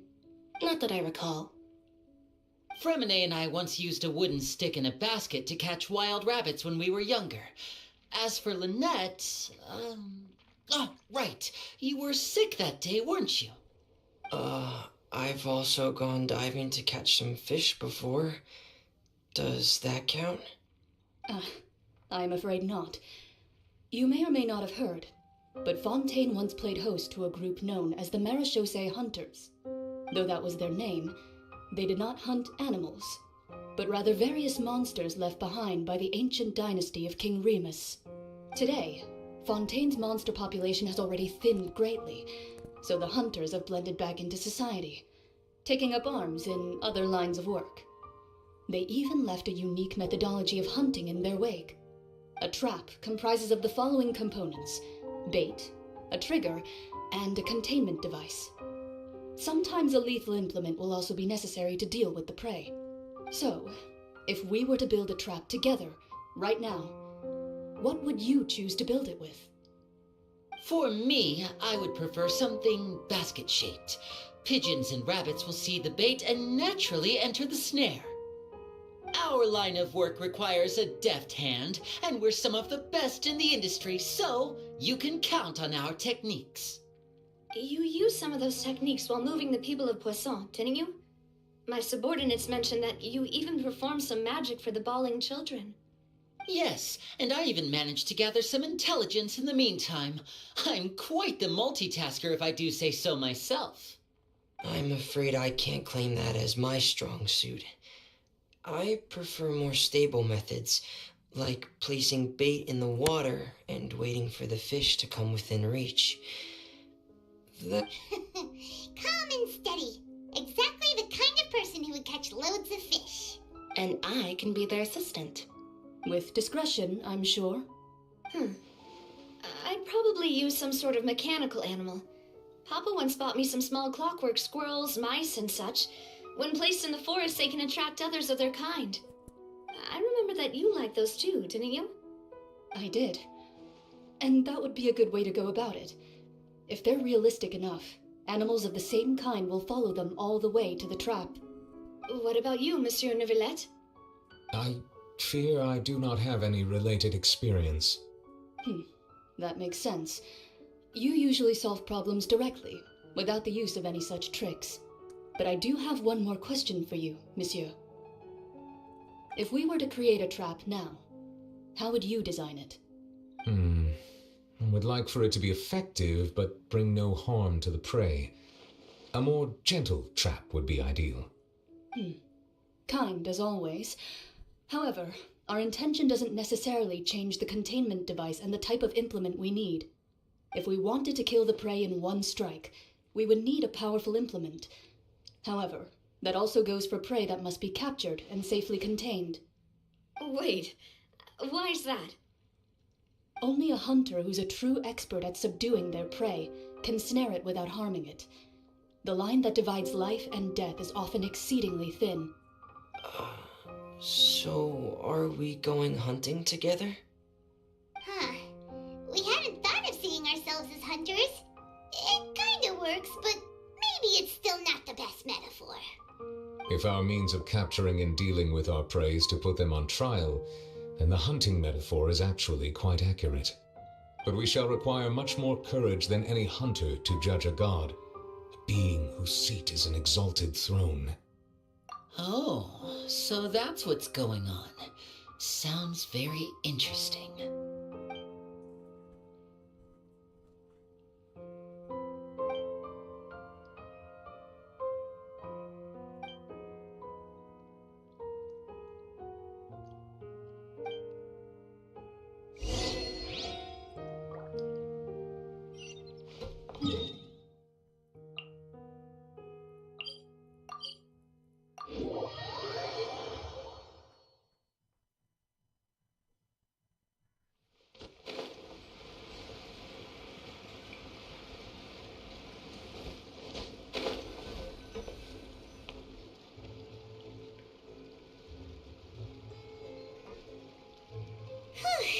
It's been a tough few days, hasn't it?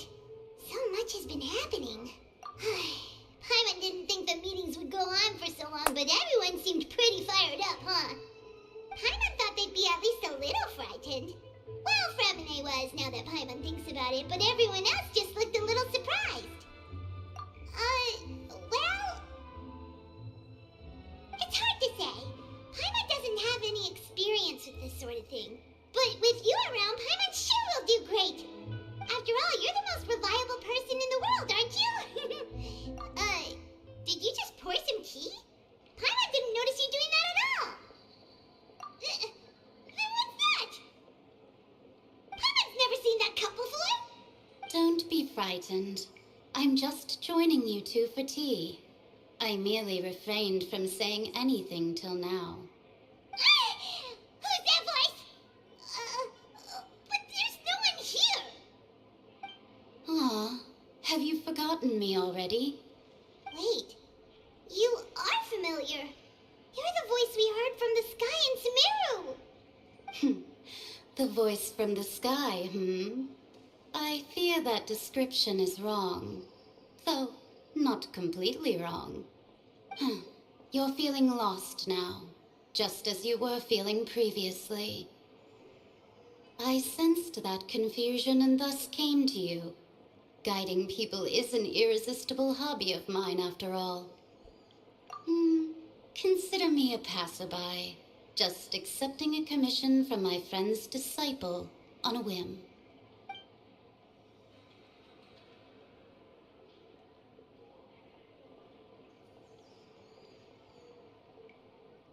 The prophecy.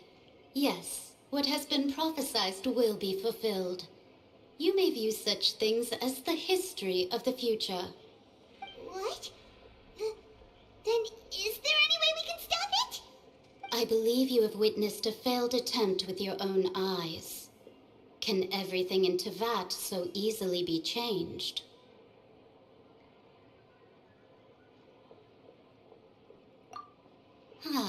So you've caught on. Just as prophecies are usually only the future as seen from the perspectives of the gods, could things be happening in hidden corners where the gods' gaze does not fall? Are the things that you shall see different from the fate that the gods perceive?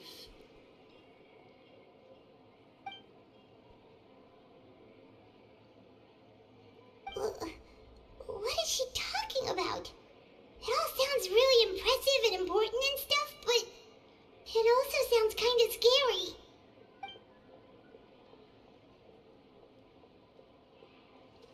I believe that you understand, right? Some things are insignificant, but others you must reach out to change.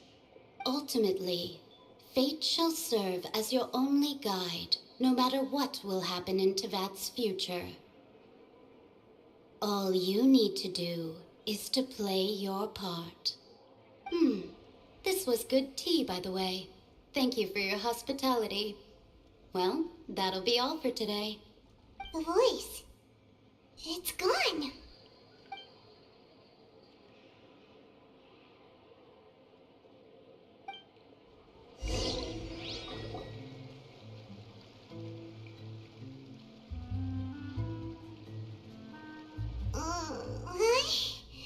I'm on hear someone talking.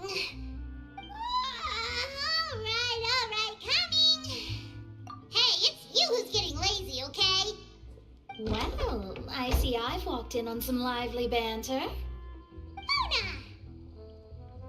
Fine, just fine. I went to take part in that Steambird panel. It turned out to be more interesting than I expected. Not all Fontainians are pessimistic about this. One journalist mentioned that sitting around and waiting for the end to come would be wrong, and that they should make their own rescue preparations. Did she have pink hair by any chance? Why, yes, it was Charlotte. You remember her, right? That daredevil journalist. I'm in full support of her view. Prophecies are very important, but how can people allow their lives to be commandeered by just a few words? That's right! Paimon's glad to hear something sensible for once. Ah, yes. About what we had discussed before. I did try, but I'm afraid I couldn't reach the old hag. I'll try again tonight, but I wouldn't get your hopes up. Huh?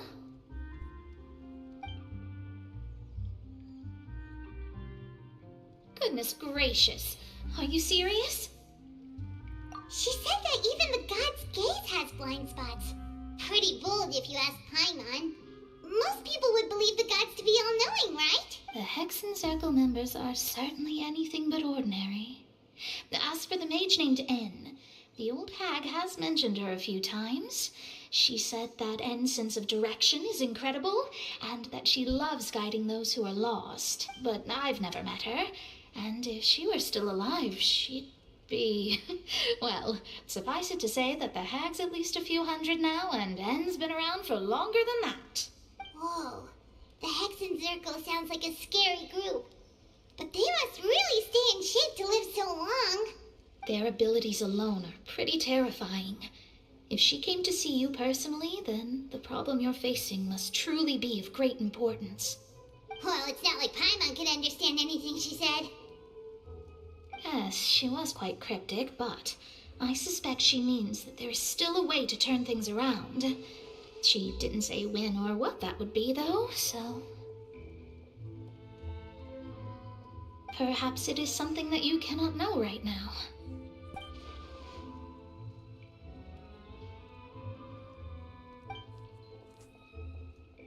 Traveler, Paimon, are you two all right? Oh, we're fine. We're just a little down right now. It kind of feels like the end is coming, you know? I see. I feel that same sense of desperation, too. I guess you could consider me someone who has often witnessed fate. So far as I have seen, it cannot be swayed. But even so, I still hope for and believe in miracles. Astrology is eternal and rational, but fate may not be. It is cruel, but it can also be beautiful. Perhaps that's what N was trying to tell you. Not to lose heart, and to believe that what you are seeing playing out before you is not yet set in stone. I did originally think of steering clear of all this, but I couldn't. Even if this is all futile, I still wish to help everyone. If we don't struggle to the last, then how can we face the end when it comes? Huh. You do have a point. There I go, talking about astrological principles again. Sorry about that. The moment I start talking about work-related stuff. I need to get going. It was worth trying to comfort you, even if only a little. I believe that, I suppose, that might be why we always seem to meet by... Paimon feels kind of moved by what Mona said, but also kind of sad, too. Hey, Traveler, Paimon suddenly feels like going outside for a walk. Let's go. Let's walk around the city, shall we? There's a few spots we always...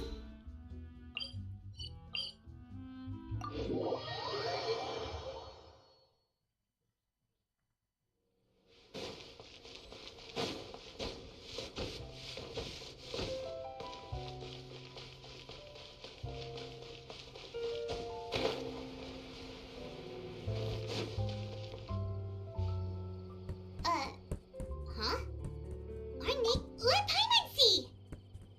The underwater stronghold, the Fortress of Meripede, has continued in its noble autonomy, but that does not mean that others cannot interact with it. My recent attempts to enter the fortress bore little fruit. Huh. Guess Charlotte still hasn't given up on that. Thus, did an Outlander friend become the focus of this report, a blind adventurer with their white fairy legends trailing in their wake. It is said that this mysterious traveler once visited the underwater fortress. So while the fortress's interior remains a mystery behind closed doors, do not fear, for the tales of the traveler contain surprises in spades. Journalist Charlotte's biggest scoop yet, the Traveler's Trail, World Walker. Huh. Charlotte took so many awesome photos of us and we never even noticed her. She hasn't been able to get a hold of anything at the fortress, so since we're easier to find, she's using us as the subject matter instead? Ugh, seriously? Well, fine. Those headlines and photos do look cool, so Paimon will forgive her this time.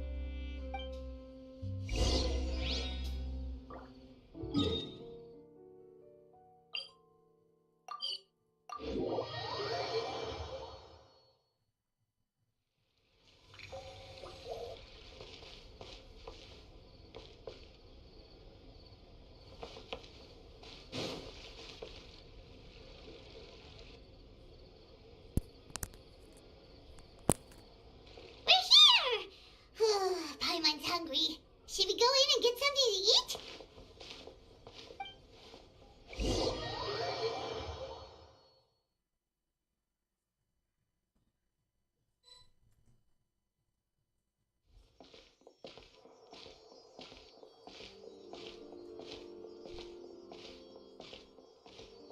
Hey, quick! Look! That's the limited edition only 16 slices a day cake!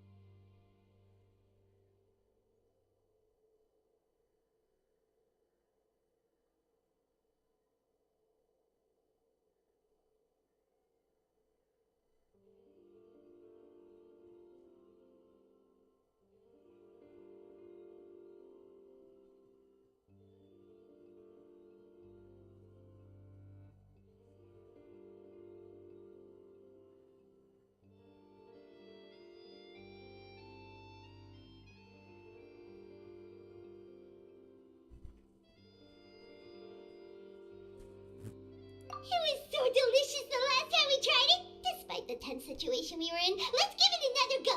I'm sure it'll be... One slice of cake, please. Someone showed up after all. Oh, wait, you're the one from the Palais Mermonia. Oh, are you here to buy cake too? It seems Monsieur Neuvillette was right. You really can eat. Wait, did he really say something like that? That's right. Even he has his own preferences when it comes to food. As for me, I love the cake and coffee here. Do you come here often?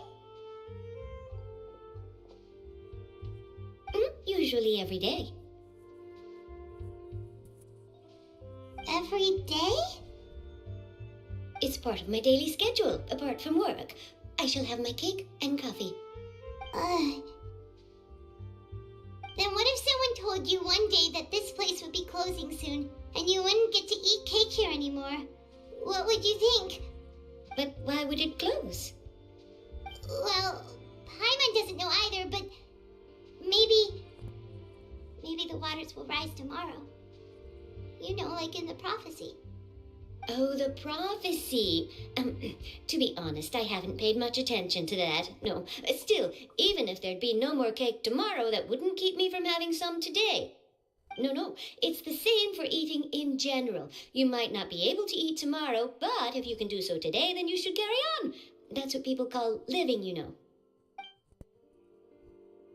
Huh. Don't be sad. Excuse me, could I have 2 more slices of cake to go? These 2 slices are for you. Sijouin said that this kind of expression you're making is what humans call being sad. Oh, you know Sijouin? I sure do. She was born before me, and she sometimes comes to the surface to teach us things about humans. She said that humans are creatures that are saddened easily, yes, and you can only lift their spirits by feeding them delicious food. So please try the cakes here. I've got something else to do, so I'll be going now. You two try to stay in a good mood after eating, all right? Bye.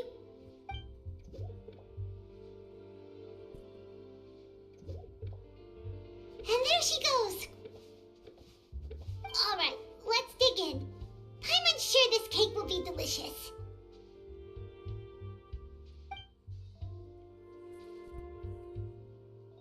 It's more delicious than last time, and the flavor gets even better with a sip of tea. It sure would be nice if we could come again tomorrow. Sure would be nice if we could always eat delicious food here.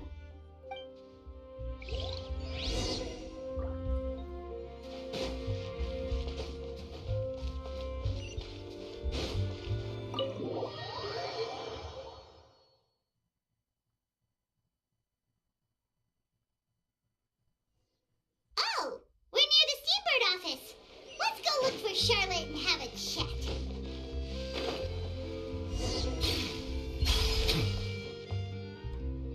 Wow! If it isn't the Traveler and Paimon!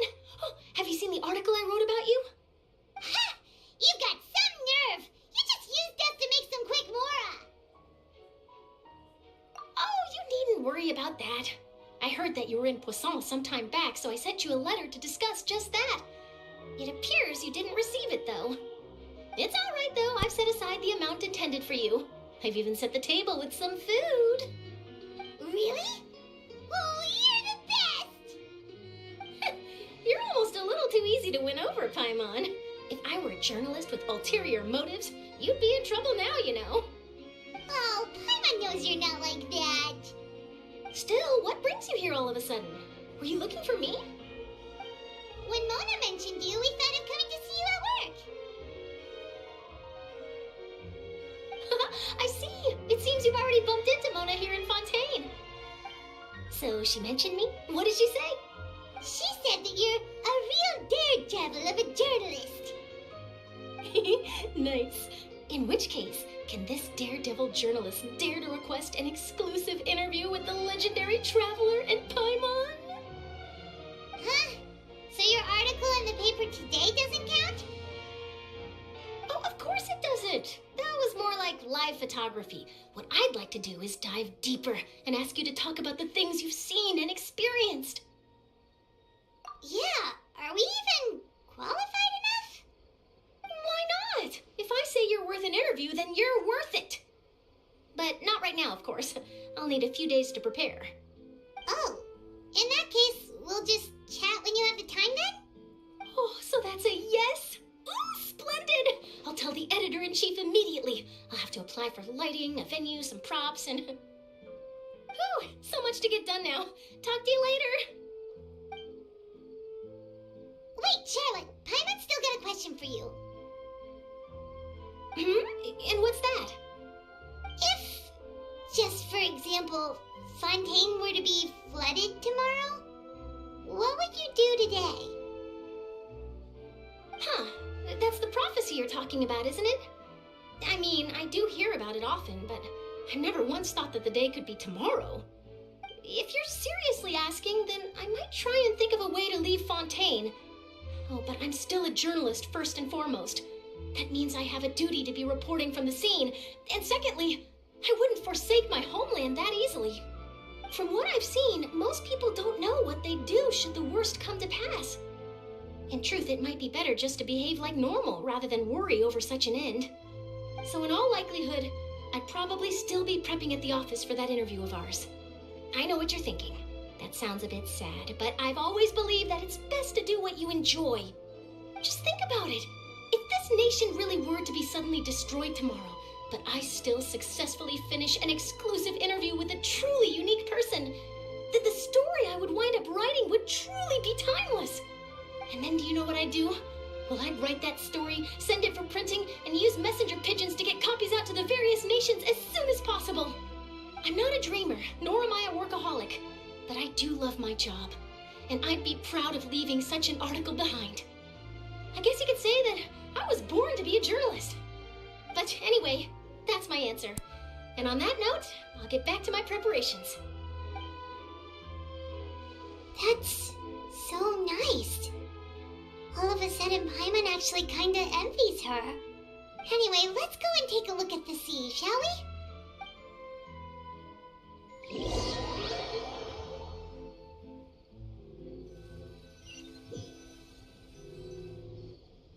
The sea breeze and scenery can be a pretty soothing combo, huh? Paimon's been thinking. If it wasn't Fontaine, but all of Tevat that would be destroyed tomorrow, where would we go and what would we do? No, Paimon should ask, if you could choose, what would you like to do?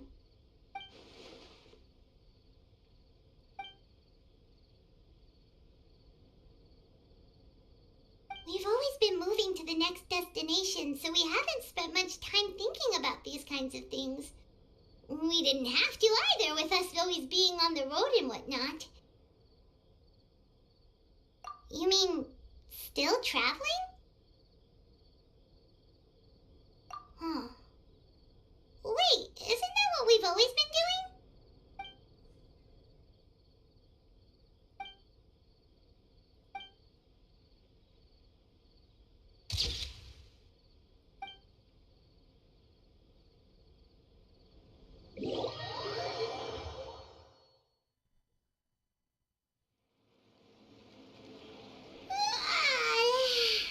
Feels like you'll grow mold if you stay here long enough. But it's still better than the Fortress of Mirapede, that's for sure. It's not only damp there, but salty too. Ah, so the two of you are still here. Wonderful. Oh, you're from the Palais Mermonia, aren't you? Yes, I'm Isadora. Monsieur... Not at all. I'm well aware that you're friends of his. Yes, inside the Opera House. The Maréchaussée Phantom has declared the incident a small-scale riot. A riot? Well, that said, I don't personally think it was that serious. Lady Farina was watching a performance at the Opera House, and while she was resting during an intermission, some other audience members suddenly started harassing her, loudly accusing her of doing nothing about the prophecy crisis. And before she could respond, others started to join in. The crowd continued to grow, and protests against the Hydro Archon started to break out. So people have started to put the blame on Farina. Guess they finally found an outlet for the pressure they've been under due to the prophecy. I agree. People will naturally rely on gods, as is customary. But the moment people feel threatened, gods are also the first to be blamed. So what happened after that? Is Farina okay? Seeing that the situation was spiraling out of control and that further argument was pointless, she claimed that she'd gotten tired of this and left in a hurry. The Maréchaussée Phantom had their hands full maintaining order and did not catch where Lady Farina had gone. Only when... So, you mean she's still missing? That's right. The Maréchaussée has dispatched many people to search for her, but we don't have any leads yet. That said, I don't think there's much to worry about. She is a god, after all. Even if she were to fall into the hands of rioters, what could ordinary people do to her? Good. Monsieur Nervillet sent me to tell you about the situation. Don't worry, this is more than enough to go on. Thanks for keeping us. Is that so? Well, all right then. In that case, you two take care. I'll be heading back to the palais now. Well, sounds like we should hurry over to Poisson then. If we know Farina, she won't try to fix things in this situation. Instead, she'll look for a place to wait out the heat. And, as we also know, she may be loud and dramatic, but she doesn't have a heart of stone. When Nervalet was talking to her in the Palais Mermonia, and she heard about Poisson, she couldn't hide her sadness and remorse. It would be hard for her to ignore being accused by the public today. Paimon thinks Farina's probably taken the opportunity to slip away to Poisson and try to relieve the sense of guilt that she's feeling. Huh. Well, what do you think? Paimon knows the answer, of course, but Paimon can do the analysis to back it up, too. Cool, huh?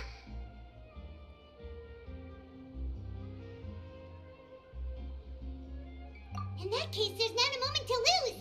Poisson, here we come!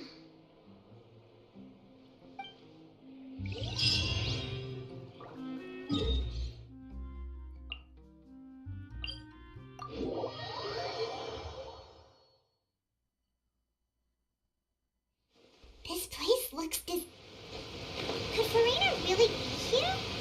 Let's try to find her as soon as possible.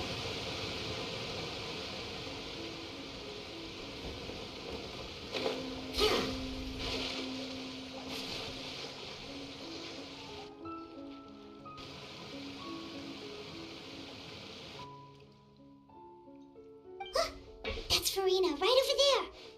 She real? Should I just give up? This is all meaningless. What was meant to happen did happen after all. Everyone's dead. I'm sorry.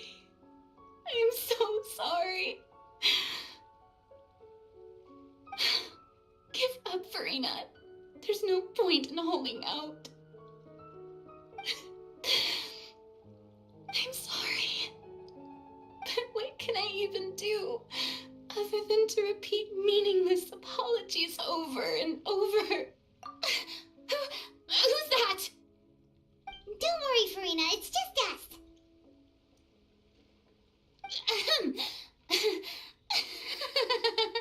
So it is you, blonde traveler from another land. Why, I almost thought you were someone from that mob of my ignorant subjects, come to kneel and beg for my forgiveness. Farina, you were crying just now, weren't you? The tear stains on your face are obvious. What do you mean, tear stains? Oh, I remember. The show at the Opera House earlier this morning was so moving. I'm still trying to process it. Who did that uncivilized rabble think they were, disturbing my enjoyment of the arts? They even dared to tout their Archon. I must teach them a lesson. I can just imagine their twisted and frustrated faces once they realize that I'm nowhere to be found. Oh, and I'm sure Nouvellette and those people from the Maréchal Phantom are freaking out right next to them, too. Of course not. Hey, there she is! The Hydro Archon's over there! Quick, after her!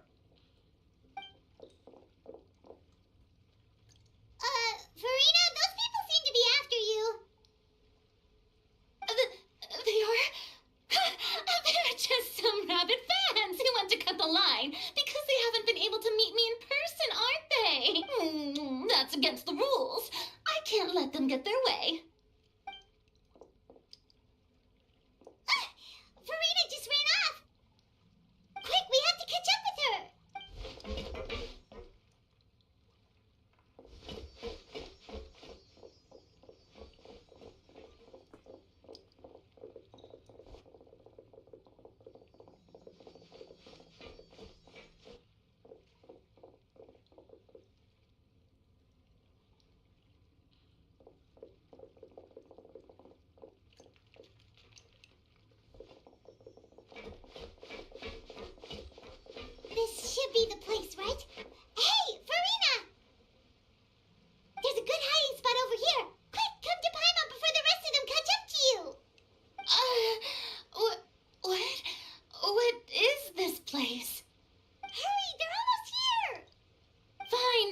I suppose haste is warranted.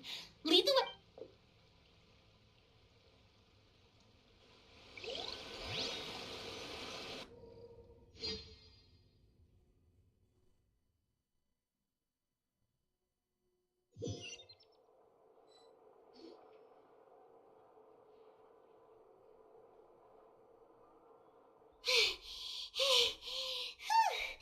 Paimon's exhausted.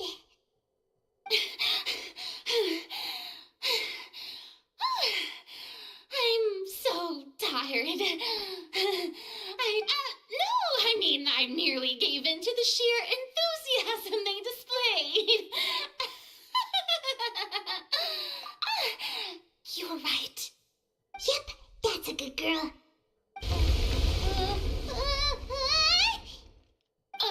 What's happening?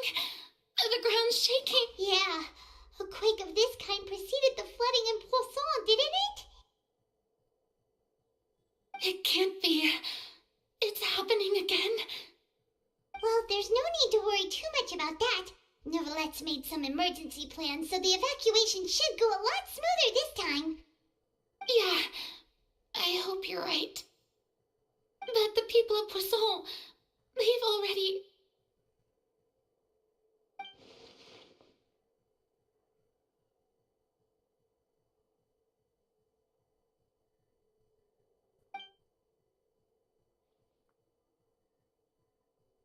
It's true. I've been investigating the prophecy for hundreds of years. I once had informants all over Tevat, searching for clues and feeding information back to me. I've tried all kinds of ways, too, to hold back the sea. Anything to keep the coastline from advancing. But all my efforts proved to be futile in the end. Really, the truth has been clear to me for a very long time. We cannot make an enemy of the divine.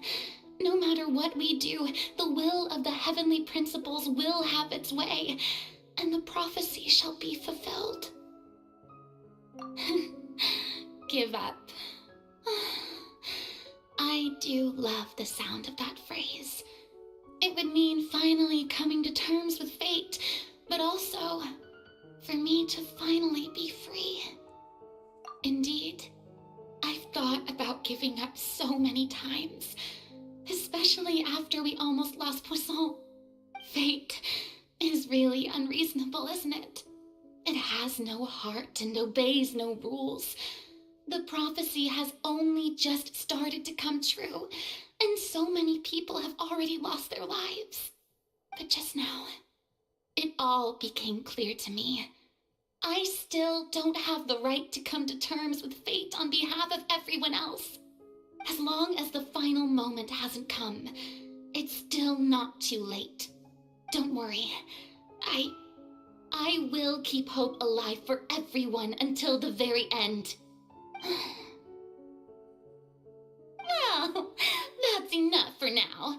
I got the impulse to play the stricken maiden, but honestly, considering my rank and station, that wasn't a good fit at all. Don't take any of what I just said seriously. How could I possibly let Fontaine fall to the whims of trivial prophecy? Come on! Paimon could have sworn you were actually being honest just now.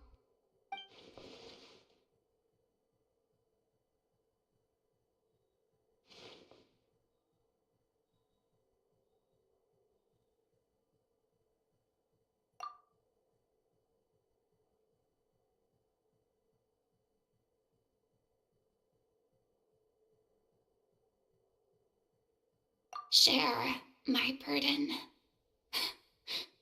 That's impossible. It was fated right from the start that this would be my duty alone.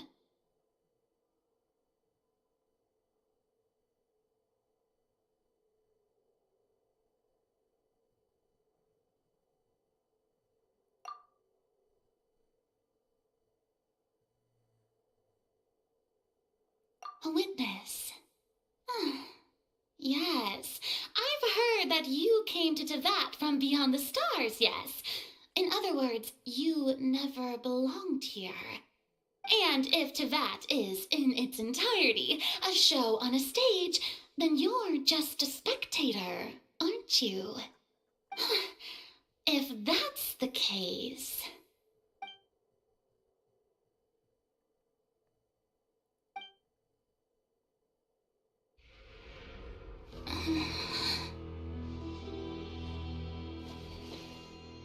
I...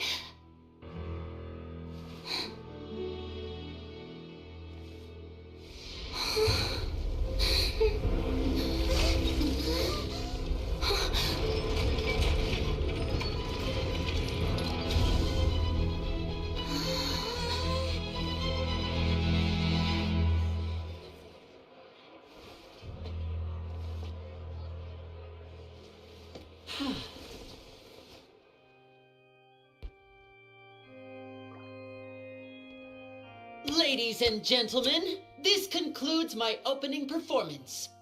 Now, without further ado, we may proceed to the trial of our god.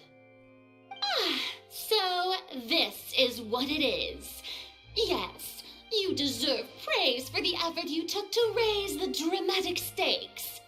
Do not forget, however, that I am Fosalor, the god of justice, the embodiment of justice itself. Does it not strike you as even the least bit absurd to bring the very concept of justice to trial? May I interpret these words as your refusal to stand trial? In that case, you will have the opportunity to defend your honor through a duel. You would draw your blade against a god? I see. It seems like you have made up your mind.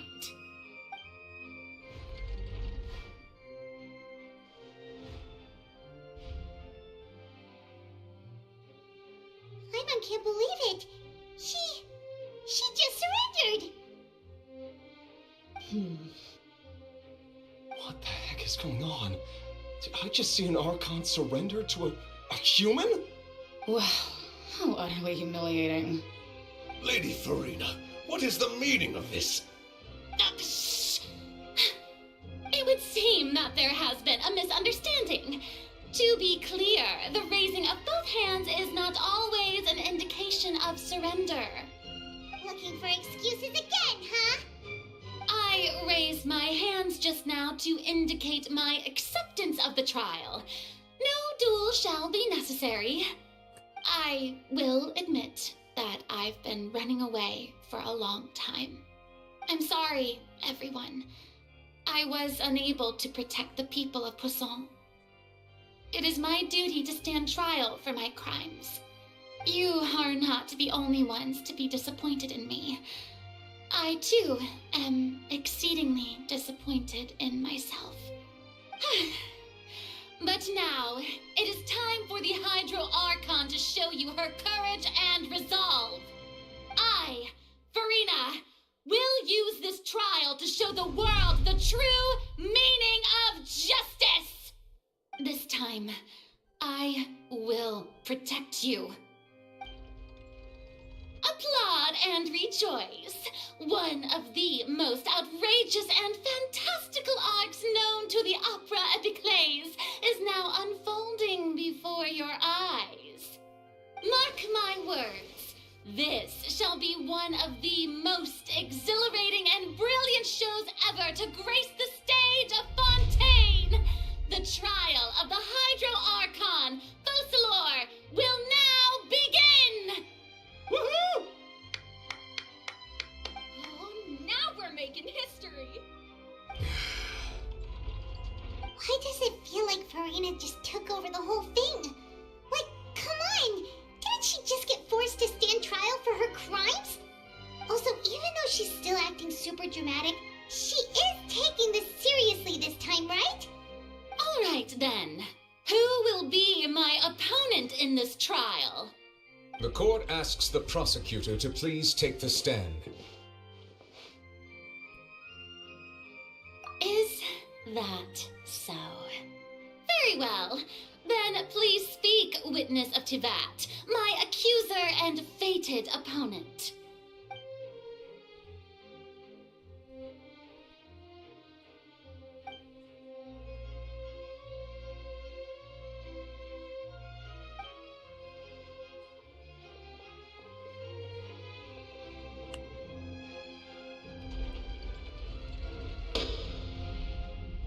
Also, please allow me to ask, as a final question before the trial begins. Just how much work did you do to force me onto this stage? Well, we did do a lot of prep after the meeting that day. I can go over the tasks assigned to the Spina di Rosula, since they were rather straightforward and easy. Navia, the president of the Spina di Rosula. Most of the people who participated in the disturbance this morning were my subordinates. They changed into plain clothes and came to the Opera House as regular audience members, waiting for the perfect opportunity to incite insurrection against you. The people's resentment against their Archon has been building as more and more of the prophecy is fulfilled. A spark was all we needed to turn smoldering anger into a flame. Moreover, according to our understanding and analysis of you, when something like that occurred, you would likely flee the scene and head to Poisson by yourself. So, we arranged for a second group to lie in wait there. So, you mean, the ones who scoured the settlement for me were also from the Spina? And their goal was to force you to step into the giant magic box so you may personally participate in the greatest magic performance in all of Fontanian history. That's right.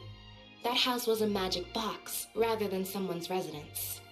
As the super ultimate version of the setup that I used when I first performed at the Opera Epiclese, the volume of the box was increased by a whole order of magnitude, and the distance it traversed was the entire gap between Poisson and Areneas.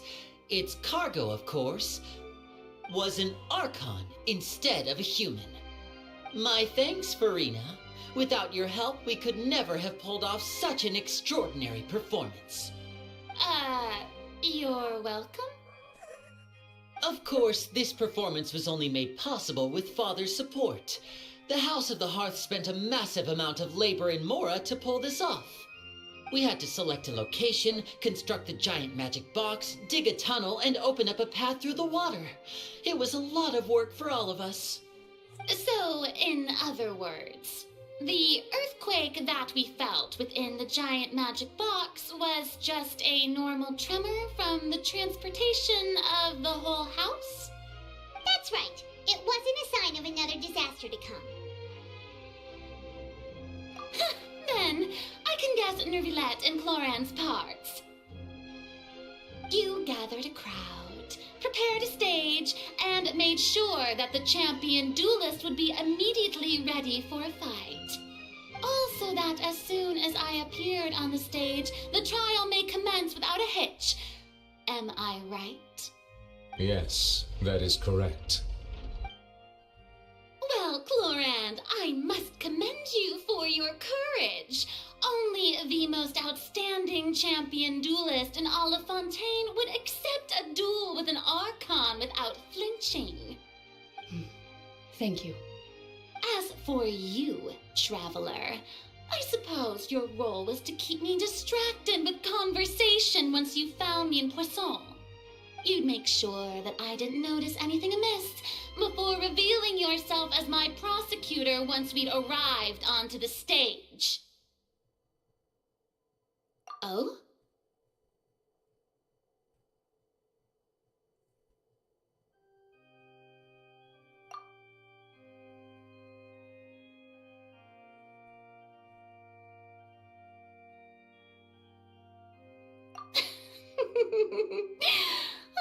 Is that so? Then I suppose I must have missed my final chance. It's fine. It matters not. What's done is done. The stage is already set, so there's no reason to disappoint the audience. Let's see this trial through to the very end.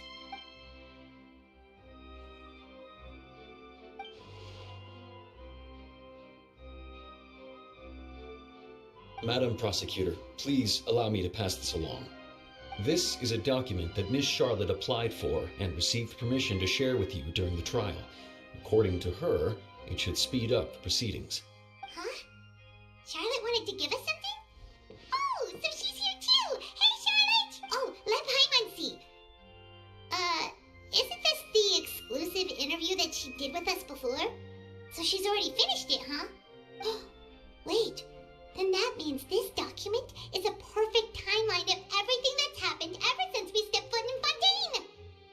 So in other words, we can refer to this anthology of evidence every time we want to use something from our journey as evidence for an argument. Let's quickly confirm the information in it. Just think of it as a refresher, alright? You've defeated the Hydro Archon in the very first duel you took part in at the Opera House. That's one. I didn't think that you'd wind up getting to the bottom of the case I've been following all this time. This is the first time Monsieur Nervillette had a difference of opinion with the Oratrice. A Fatui Harbinger. She's an extraordinary person. The fortress of Meripede was almost destroyed in a single day. According to Monsieur Nervillette, both Child and that whale should have been in the primordial sea at that time. I nearly lost my awesome friend Navia. To be honest, that still gives me shivers. The words of someone as extraordinary as a witch can probably only be truly understood when something surreal happens to you.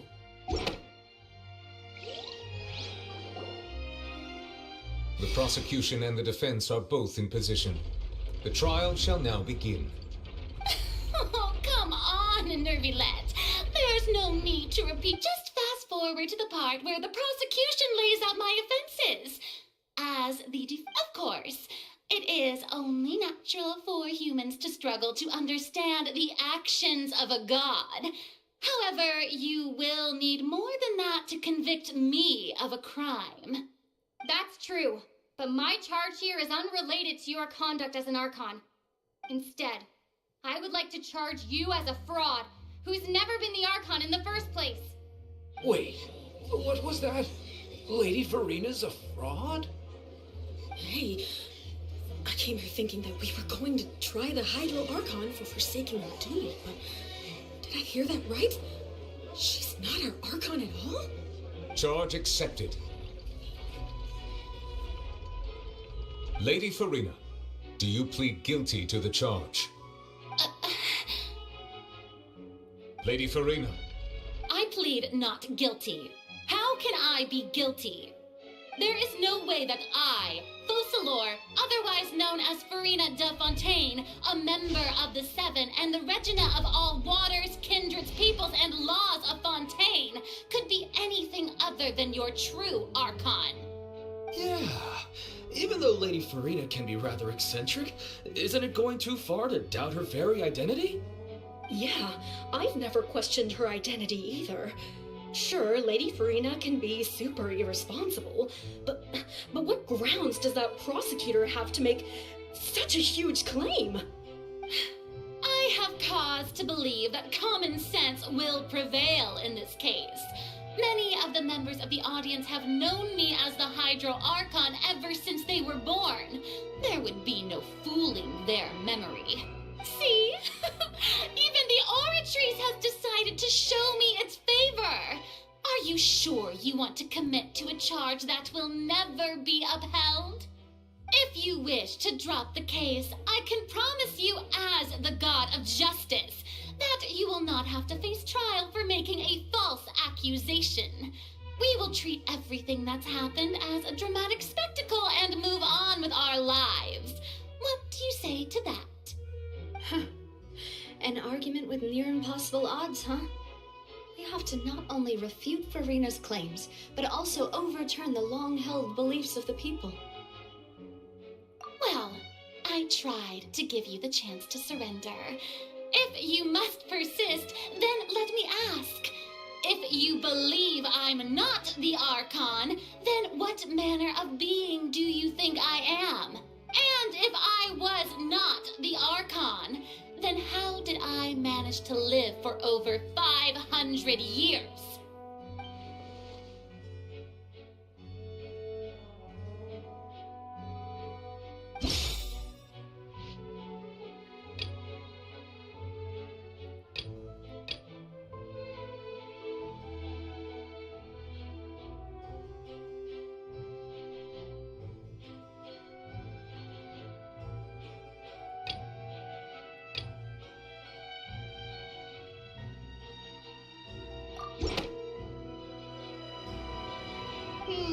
That doesn't sound right.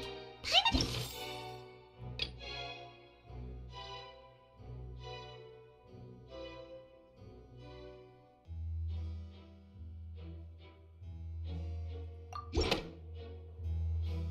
First of all, you may be a member of another long-lived race, which would allow you to naturally possess an extended lifespan. And second of all, even if that wasn't the case, there could be other ways to extend your life. Who gave you that idea? Was it the knave? You'd sink so low as to use a harbinger's words against me. A curse? I once thought it possible that the aura of an Archon might naturally resemble a type of curse. But in light of this claim, perhaps what I sensed was not your divinity, but a curse after all. You sensed it too, huh, Nervalet?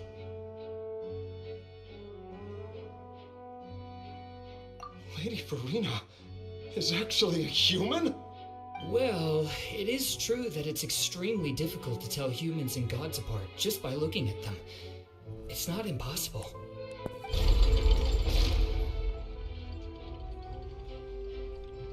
Well, don't start celebrating too early now. Even if I have been carrying a curse like you said, how does that prove that I am merely a human being? Besides, everyone knows that the main difference between a human and a god is the possession of authority. Gods can do what humans cannot. That's why they're worshipped as gods. For centuries, manifestations of my authority have served the nation of Fontaine.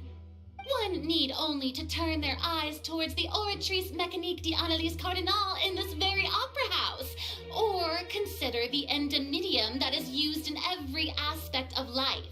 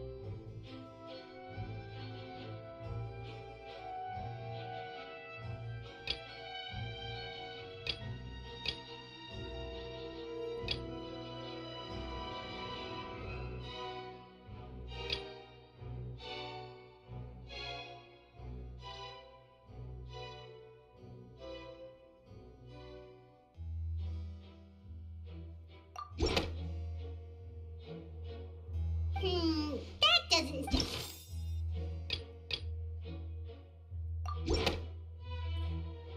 You tried to reference the Oratrice, but weren't you as confused as all the rest of us when the Oratrice declared Child to be guilty without any proof? Otherwise, you should have come up with a good explanation for that by now. Didn't I make myself clear at the time? The decisions of the gods are naturally difficult for humans to comprehend. There is no need to provide an explanation. Lady Farina, I believe a reminder of your current circumstances is in order. While the court is in session, the principles of justice and the law must come before all else. While you are an Archon, you are also first and foremost the defendant in this trial. You will prove yourself unable to defend against the prosecution's charges if you continue to withhold vital information against the rules of the court. I never thought you'd use that kind of rhetoric against me. That was no trick of rhetoric, Lady Farina. I've merely reiterated the rules of the court. Rules that all should respect and follow. So, you neither knew why Child was declared guilty, nor did you understand the structure and operations of the Oratrice. Instead of having been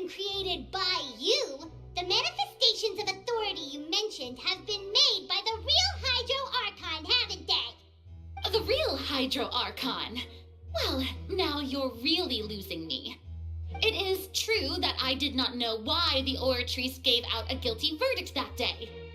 But the Oratrice handed out that verdict unilaterally, and it has been operating independently ever since it was first created.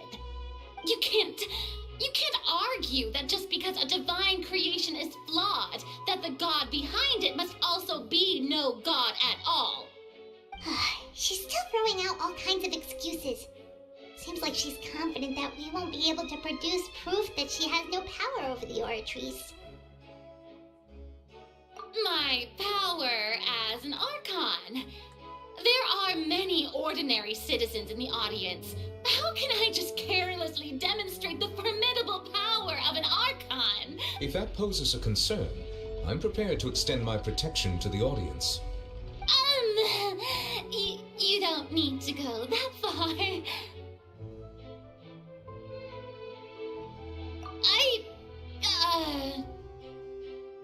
Aren't you the Hydro Archon? Or is it that you can't even wield the power of Hydro, much less the authority of a god? Indemnitium! Yes! It's all because of Indemnitium! All Archons derive their power from the faith of the people, and I've converted the people's faith in justice into Indemnitium! Thus did I give up all of my divine power to provide everyone with energy for their daily lives. Have you ever seen a more magnanimous god? Isn't that a huge stretch? Yeah, no matter how generous an Archon can be, how could they give up all their power? Can a god with no power even still be called a god? It seems like nobody's buying Farina's excuse.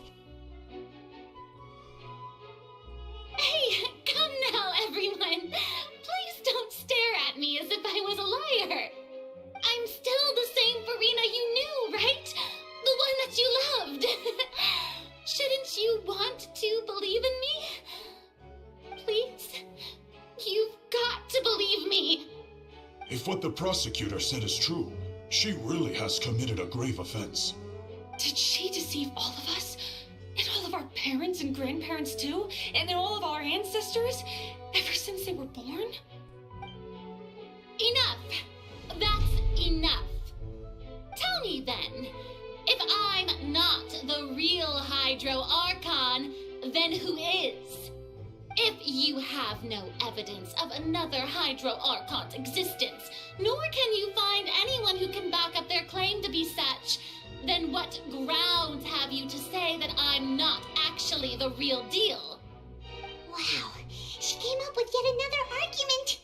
How can we refute her now? Seems like she really doesn't want to give up.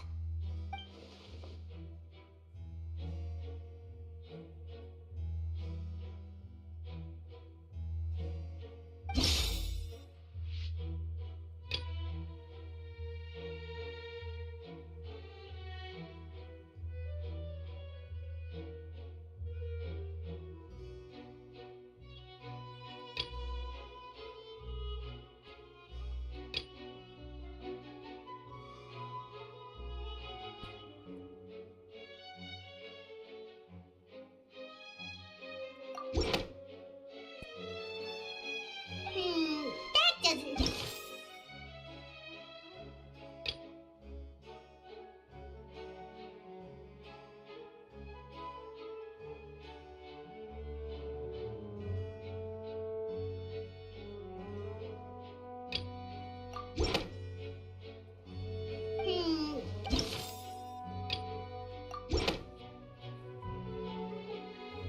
It has been established that all Fontanians can dissolve in water from the primordial sea. And that means... Since you insist on claiming to be a god and not a human, then there's a method that you can use right here and now to eliminate all suspicions of you being the latter. Miss Navia, please apply to serve as a temporary attorney for the prosecution before addressing the court. Though you act in partnership with the prosecutor, you must still adhere to proper procedure. Super sorry, Monsieur Chief Justice. I swear this really will be the last time that I'll speak out of turn.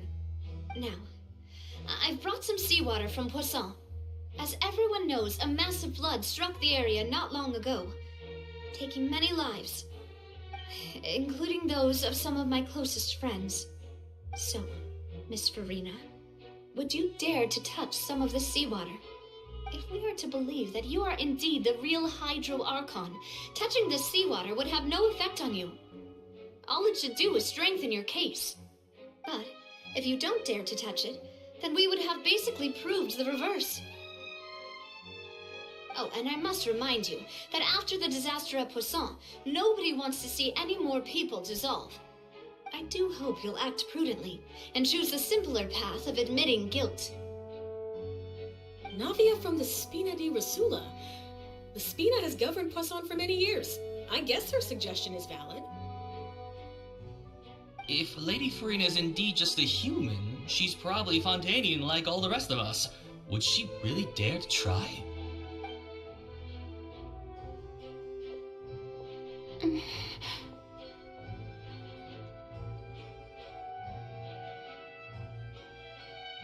Lady Farina, this test has been unilaterally proposed by the prosecution. As it falls outside the realm of standard court proceedings, you possess the right to decline participation. Well, of course he had to tell her that. But refusing to participate is basically the same as a confession of guilt. She's just staring at the water without saying a single word. It really does seem like she's quite terrified of it. That could only mean... What's going on? Is she really planning to...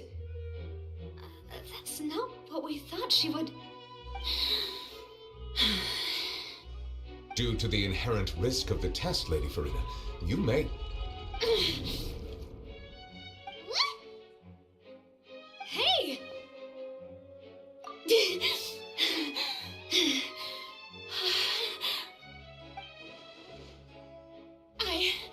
I'm fine!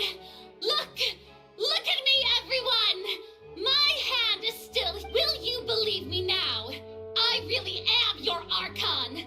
I'm nothing like a normal human who would fall apart as soon as they touch this water! Miss Siegewing? If you're present, Miss Siegewing, please come forward and attend to the defendant. Siegewing? Don't be nervous. It'll just take a few seconds. Let me see. That should be enough. Please announce the results of your evaluation to the court, Miss Siegewing. As everyone doubtlessly saw, Miss Farina was displaying symptoms of hyperventilation and flushed skin. These indicate that she was experiencing the adverse effects of exposure to primordial seawater. The extent to which she was affected is the same as other humans when exposed to primordial seawater of a similar concentration. Thank you, Miss Siegewing. Lady Farina, you may return to the defendant's stand. Oh, wait. What did she just say? I didn't get dissolved. Shouldn't that be enough to prove my innocence? Well, considering your tendency to run from your problems, we did originally prepare a direct sample of the seawater around Poisson. However, after extensive discussion, we exchanged it for a sample that is not concentrated enough to dissolve an actual human. After all, on the off chance that something entirely unexpected might occur, we don't want anyone else to lose their life to the sea. Yeah, so out of regard for Farina's life, you secured a low-concentration sample and asked the head nurse to serve as an expert witness. It's a great thing that the direct sample wasn't actually used. Farina could have... I can't believe... You...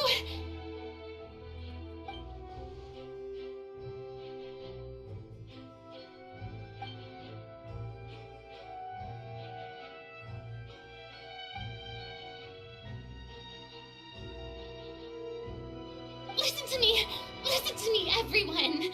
Please don't give me such cold and disdainful looks. What happened just now didn't prove a single thing.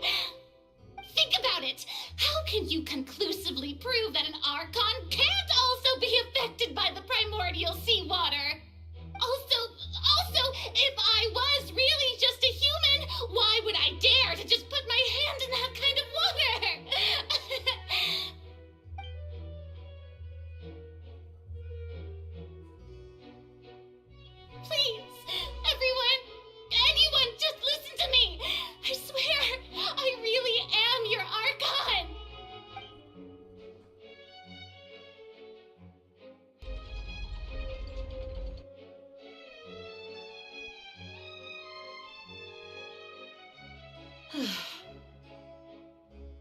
I don't think anything she says at this point will sway anyone.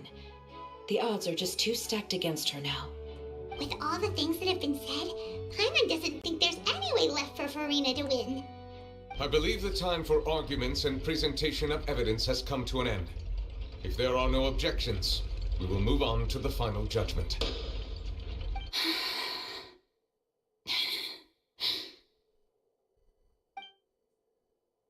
I don't think anything she says at this point will sway anyone. She's too stacked against her now.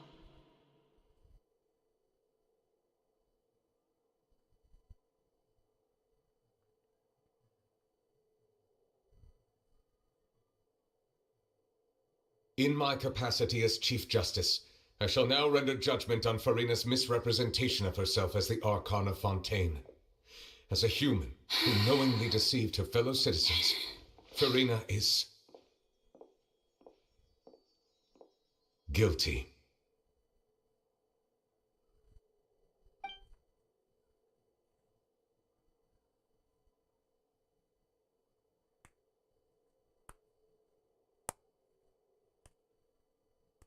We shall now turn to the Oratrice Mécanique d'Analyse Cardinale to render the final verdict on the charges.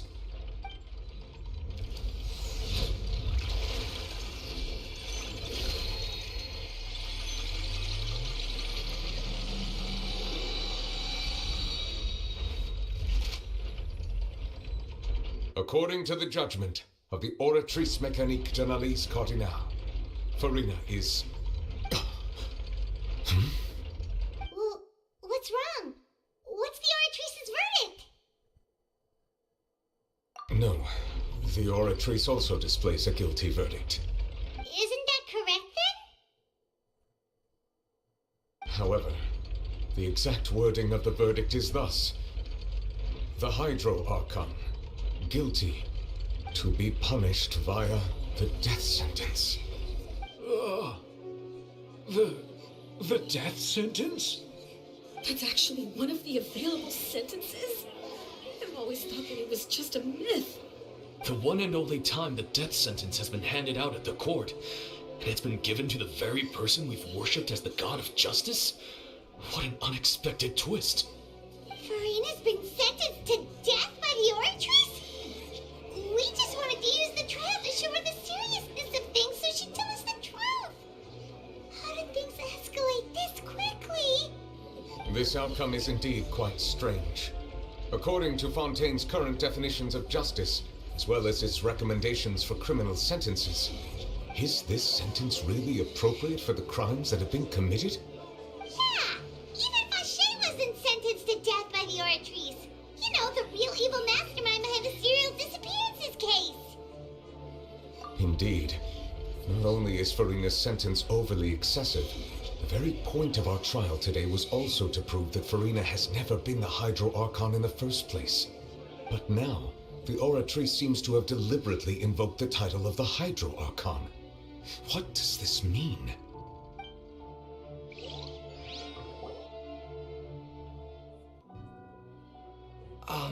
Excuse me, if I may interrupt. Is the trial still going? Fremine! Oh, you finally made it. I assume this means you've completed your mission? Mm-hmm. Any mission Father assigns to me will always be top priority.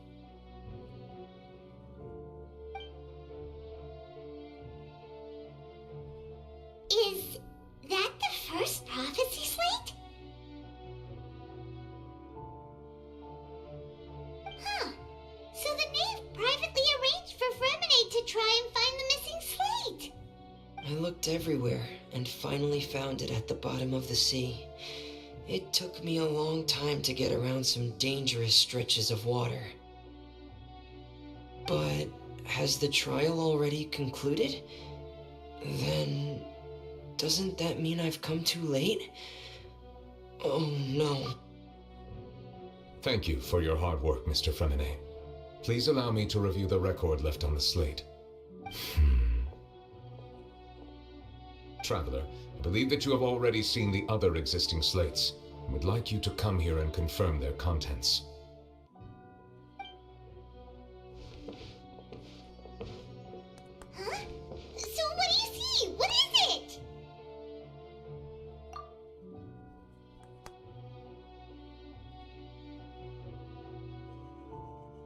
believe I've now made sense of the Hydro Archon's crime. It has to do with Fontaine's lost history. Huh? Isn't the Hydro Archon just guilty of deceiving her people? Oh, wait, no, that's Farina, and we've already proven that she's not the Hydro Archon. So when you say Hydro Archon, do you mean the real Hydro Archon we've been kinda talking about? In truth, everything that you've encountered in Fontaine up until this point can be traced back to the contents of these stone slates. However, I'm uncertain as to how much sense they currently make to you. Okay, let's try to recall the contents of the other 3 stone slates. Paimon will do her best to help you remember.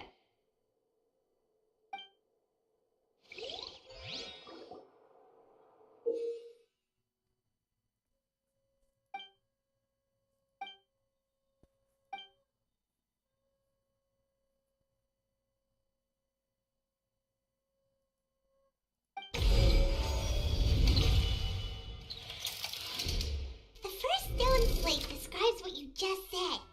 It seems to show the previous Hydro Archon using her divine power, and then the Oceanids turn into humans. Does that mean that Fontainians are transformed Oceanids? Oh, Paimon wasn't expecting that. But if Oceanids can turn into humans, then perhaps this process can be reversed as well. The second stone slate shows Celestia floating in the sky, and the Hydro Archon and her people worshipping it together. But the heavens still brought judgment down upon them. This must be the point when the Hydro Archon and the Fontainians were branded with their original sin. Does this mean that the original sin and the Hydro Archon sin are the same thing? The third slate shows the Hydro Archon sinking into the sea surrounded by many people. That reminds Paimon, didn't we also watch that happen to someone else? Well, the fourth slate is the prophecy the Fontainians have been talking about. People dissolving into the sea, the Hydro Archon crying on her throne, and so on. We didn't believe that such a crazy disaster could happen at first, did we? But after that incident, it was just a question of when and not if.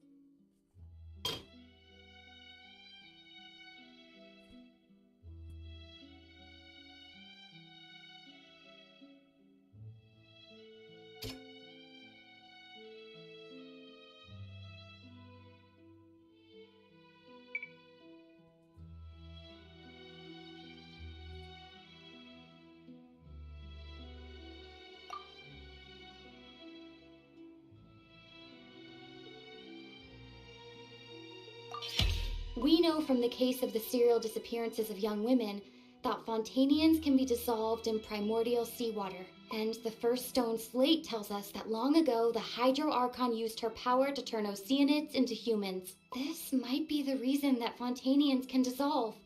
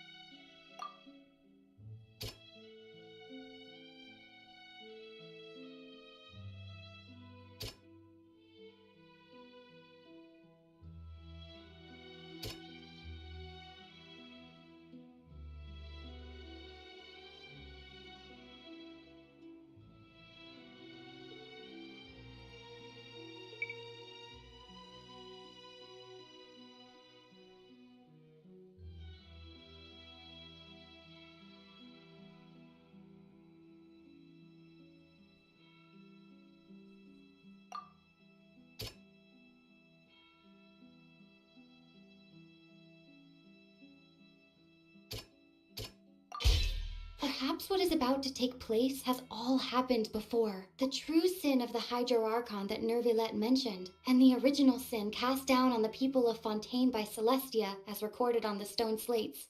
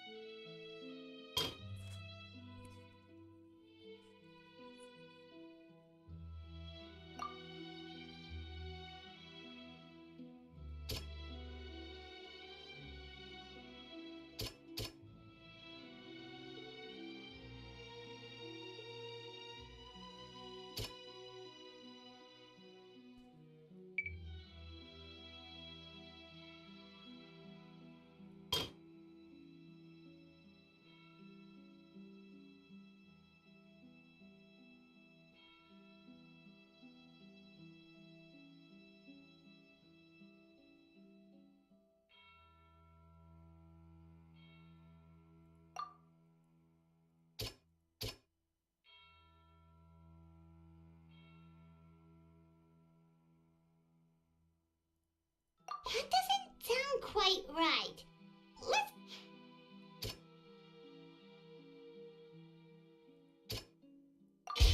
The prophecy from the stone slates found its way into society, but not many people believed it at first. The fortress of Meropide was nearly flooded with primordial seawater, which we know can cause Fontainians to dissolve. It seems increasingly likely that the prophecy may come true. If we hadn't dealt with it in time, things could have gone very badly.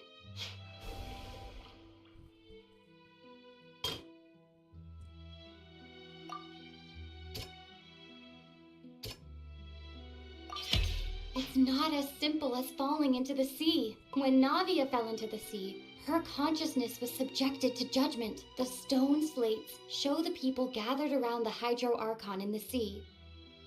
Could that be alluding to the same thing? They'll dissolve into the primordial sea but won't cease to exist. Their essence will flow in the seawater, converge, and take the form of an oceanid. The Hydro Archon was sentenced to death in court, shocking everyone present.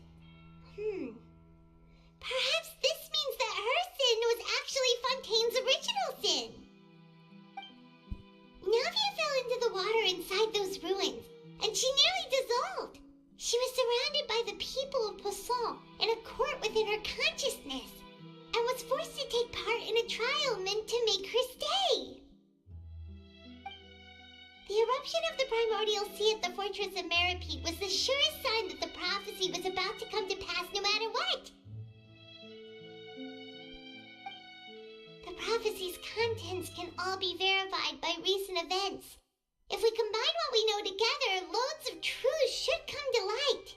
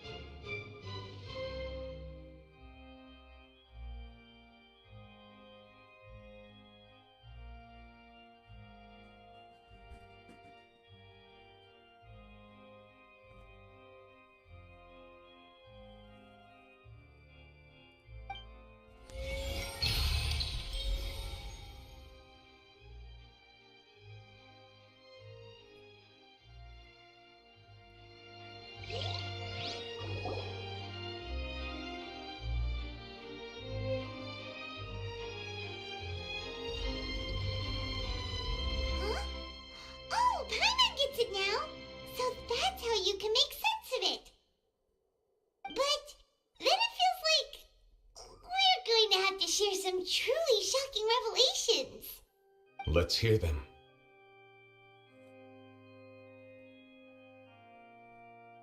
Incredible! Linny, did you hear that?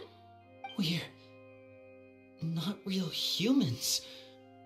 All Fontanians were originally created by the late previous Hydro Archon, with Oceanids as their basis. The evidence for that can be found in how only Fontanians could dissolve in primordial seawater, and how all the girls Vacher dissolved were also turned into Oceanids.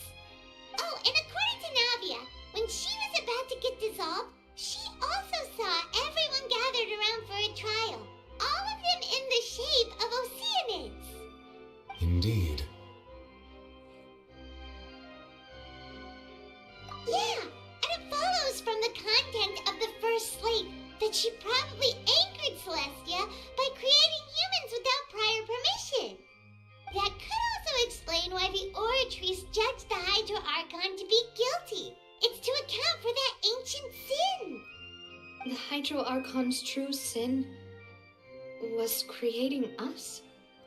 And yet, after many hundreds of years, the Hydro Archon's creations have turned around to try to judge the Archon within the Opera Epiclese.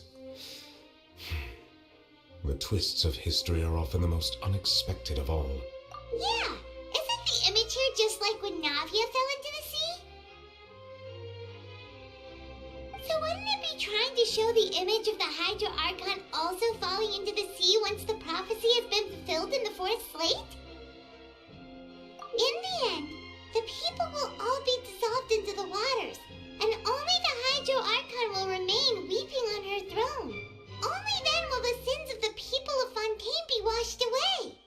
Did Paimon get all that right? You've made some keen deductions. I must say, given how much you still don't know, it is impressive that you've already managed to connect so many pieces of the truth. However, while you were able to decode all the information on the slates, they've also been etched with an additional layer of hidden information using a different power source. When we were at the ruins, I tried to decipher the hidden information recorded in the slates. But since we only had 3 slates at the time, I was unable to come to a full conclusion. Now that the slate collection is complete, I shall make another attempt to decipher the narrative recorded within. If everything goes well, we should finally be informed of the unadulterated truth.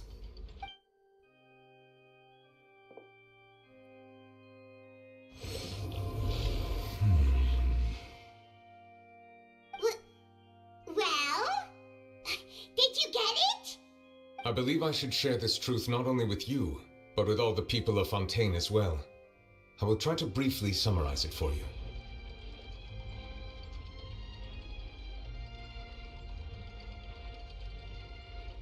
Your hypotheses regarding the origin of Fontainians and the sin of the Hydro Archon were both correct. In the Fontaine of old, the previous Hydro Archon sensed the yearning of her Oceanid familiars for life on land.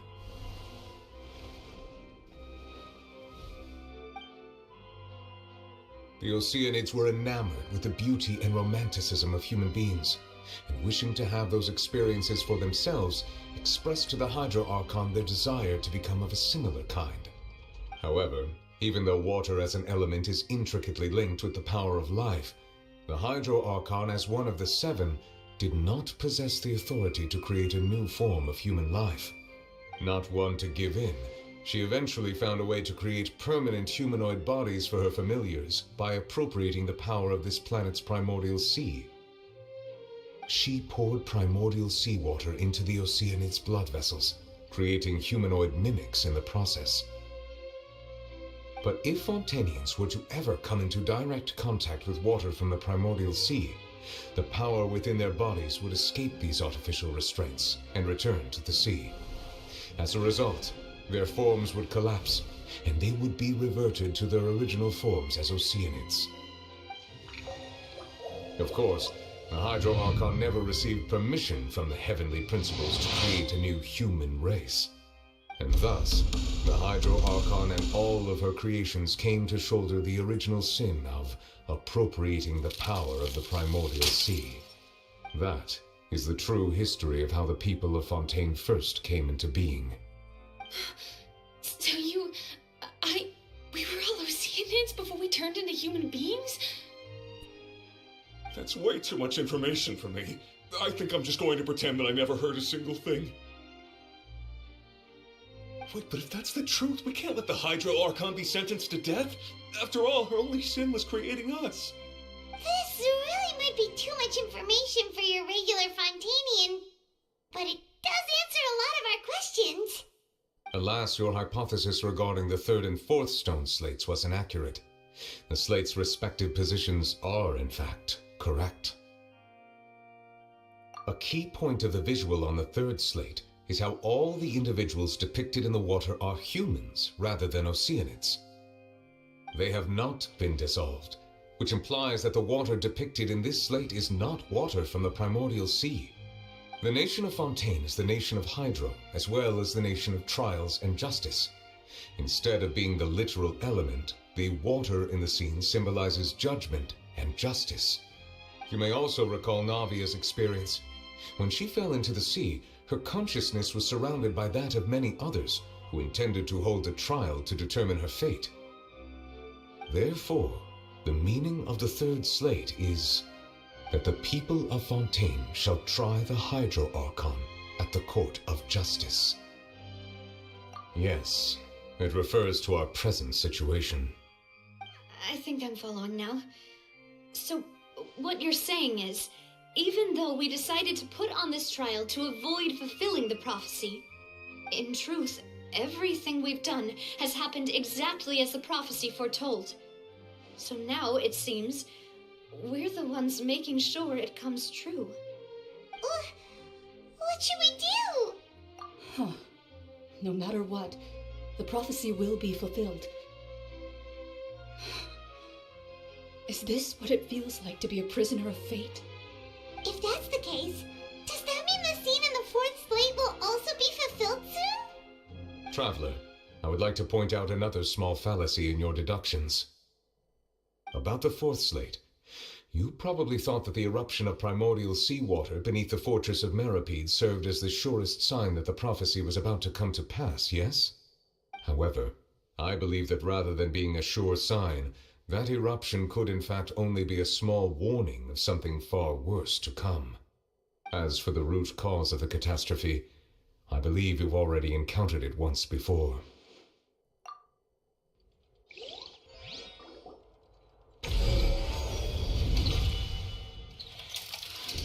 This eruption was just a small warning of the things to come.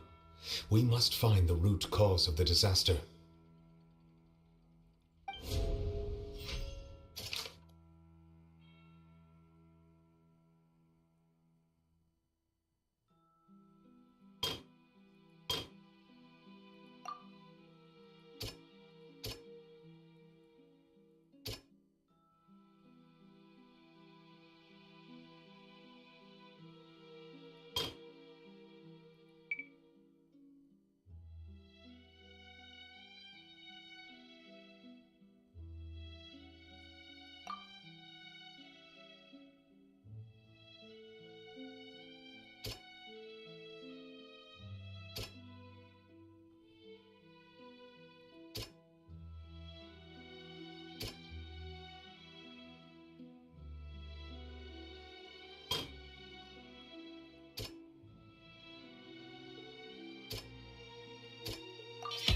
It was both dream and reality.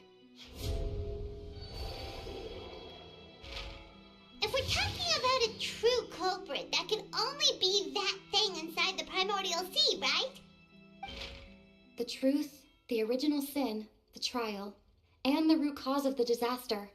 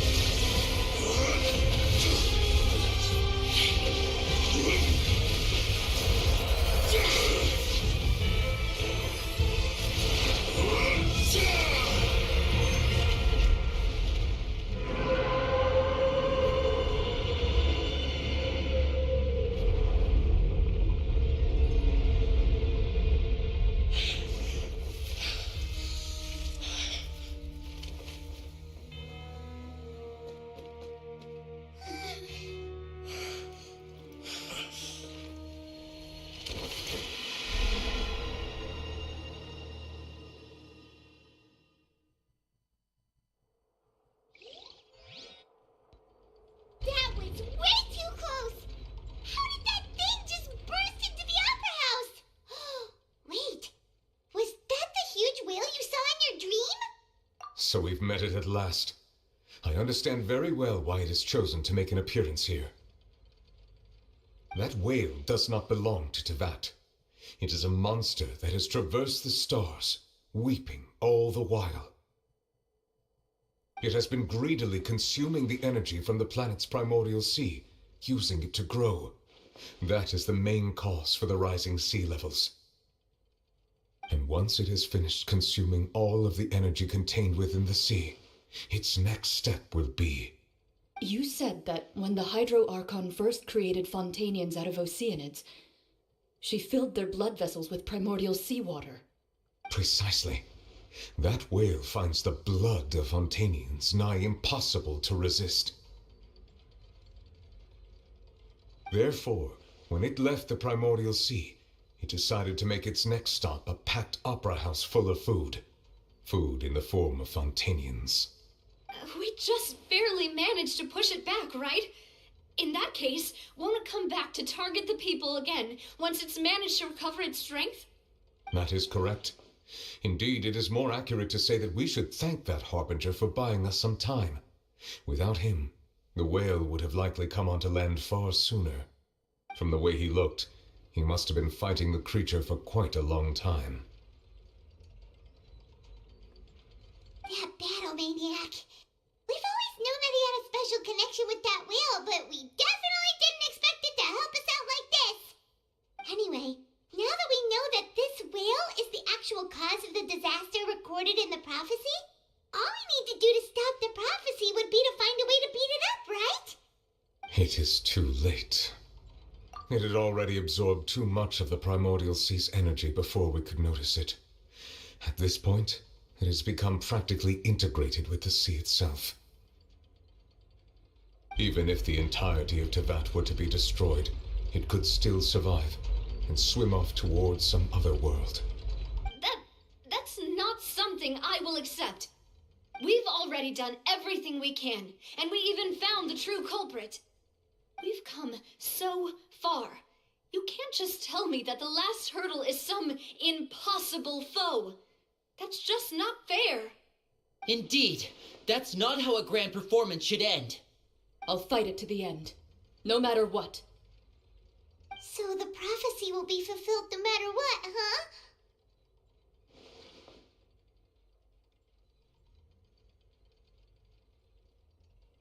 The prophecy. Yes, what has been prophesied will be fulfilled. You may view such things as the history of the future.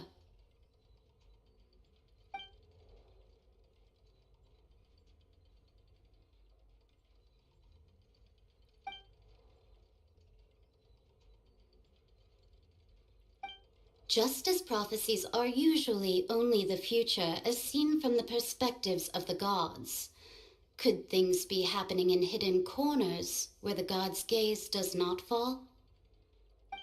Ultimately, fate shall serve as your only guide, no matter what will happen in Tevat's future. All you need to do is to play your part.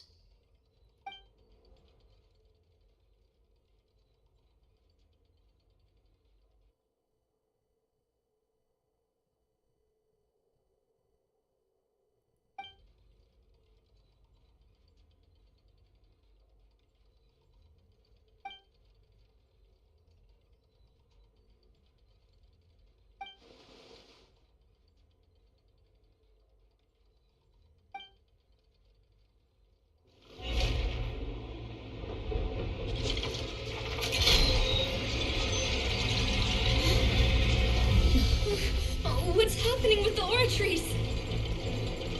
I believe it is preparing to carry out the death sentence.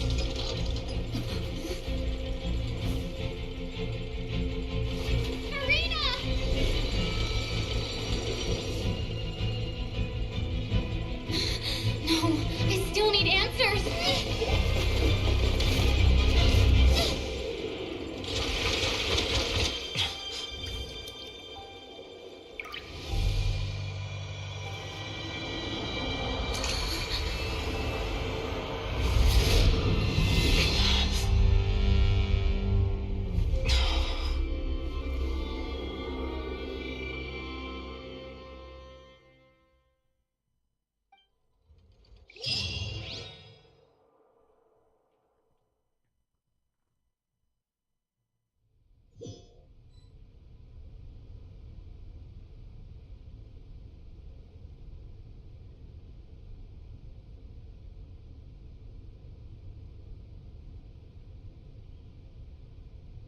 You...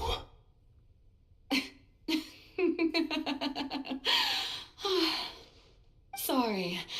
That shocked expression on your face is just too amusing. I couldn't help myself. You are not Farina. Who are you?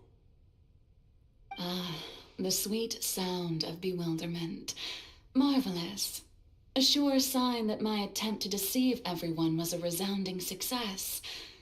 But to answer your question, I am Focalor. You know, the god.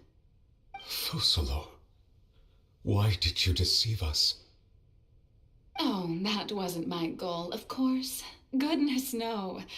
But I had to fool everyone else too, if I was to stand any chance of deceiving the heavenly principles.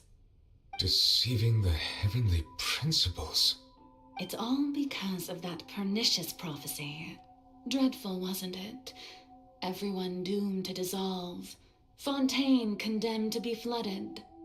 One was not amused. In fact, one was positively bemused when that problem was thrust upon me by my dearest predecessor.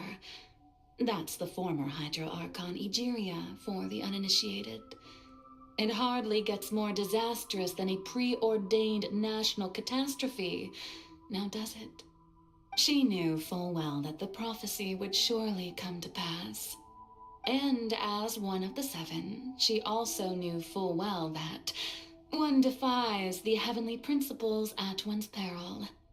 So yes, as you have no doubt surmised, it was a rather impossible situation that I found myself in. I spent a terribly long time mulling it over, alone on the ocean floor. And I was almost growing barnacles by the time I finally realized there was only one possible solution to this confounding conundrum. I had to outwit the heavenly principles, allow the prophecy to be fulfilled, ostensibly at least, while saving everyone at the same time. I'm a genius, I know. I can only assume that's why Egeria chose me as her successor. Although, looking back now, it was hardly the inheritance one dreams of. Between the task of saving the nation, the quotidian duties of the Hydro Archon, and not to mention the original sin of creating a new race of humans, I dare say she left me quite a colossal mess to clean up. But one can only play the hand one is dealt. I did not choose this, any more than I chose to be one of her Oceanid familiars. So you were also once one of the Oceanids, transformed into a human by Egeria's hand? Yes, I was. I always dreamed of becoming human. And I still do, even now. In my eyes, to be human is to be part of the greatest opera ever known. After becoming a god, I separated my divinity from my body and spirit, leaving behind only a self that was as naive and bewildered as my past self on her first day as a human being. The me you see before you now is that divinity, and the human counterpart I left behind, I named Farina. She could feel joy, sorrow, and everything in between. She could be as vain and conceited, or as meek and vulnerable as she wished. Her strengths were of a kind only a human could possess, as were her shortcomings. But in my eyes, Farina's humanity was what made her perfect. She was perfectly human in every way. The person I always wanted to be. Anyway, so then I cursed her. All part of the plan, of course. The plan to deceive the heavenly principles. Do you still remember the final scene of the prophecy? The Hydra Archon alone, weeping on her throne. In order that the prophecy might appear fulfilled, I invited Farina to be an actress, to play the part of the Hydro Archon in the prophecy. Under the curse I placed on her, so long as I, Focalor's divinity, continued to exist, she could not die. But nor was she free to live her life in the pursuit of happiness. Instead, she was forced to take the stage in the opera house, to embrace the role of leading lady, to forever play the part of the god from the prophecy, all to create a deceitful appearance of that prophecy coming to pass. I suppose now you probably understand why your court is called the Opera Epiclese. But Farina is only human, isn't she? Even though she has had a long life, her mind is no stronger than that of any other ordinary human being. I cannot begin to fathom what she has had to endure. It must have been torture for her. It has indeed. And although she is, in a sense, me in human form, I most definitely owe her an apology for it. It's been 500 years, and all along, she's been playing her part in the most unimaginably long, unbearably lonely, and agonizingly painful opera of all time.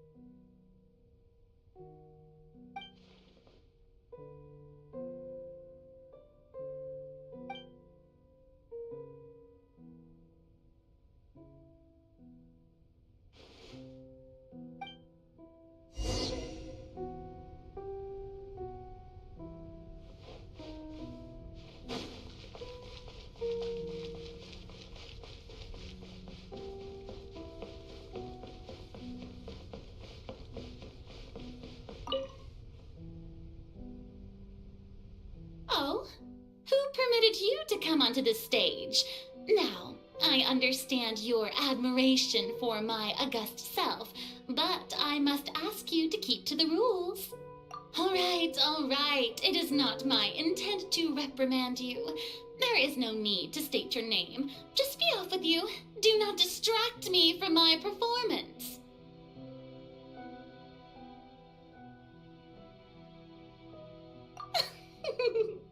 Oh, do not jest. Can you not feel it? I am Focalor. The eyes of countless Fontanians are upon me. I must, at all times, display the utmost elegance and nobility.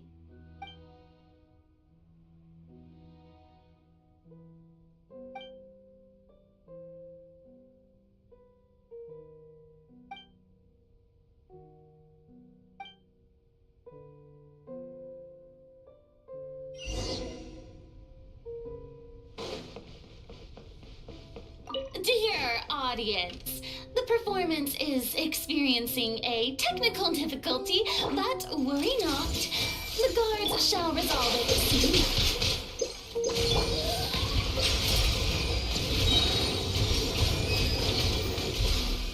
The tides beckon. Justice is blindsided.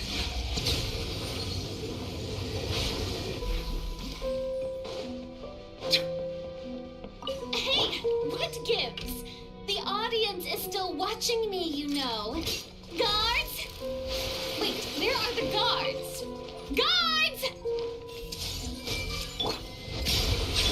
This way. I'll settle this.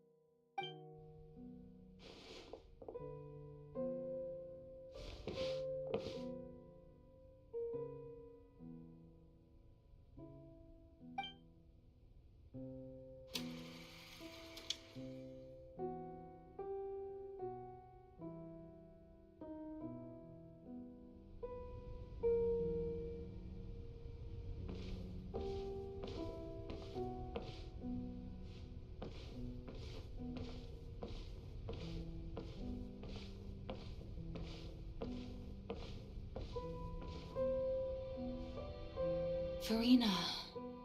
Farina. Huh? Who's that?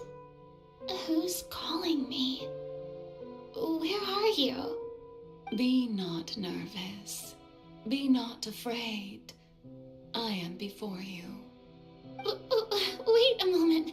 You're near me? How can this be?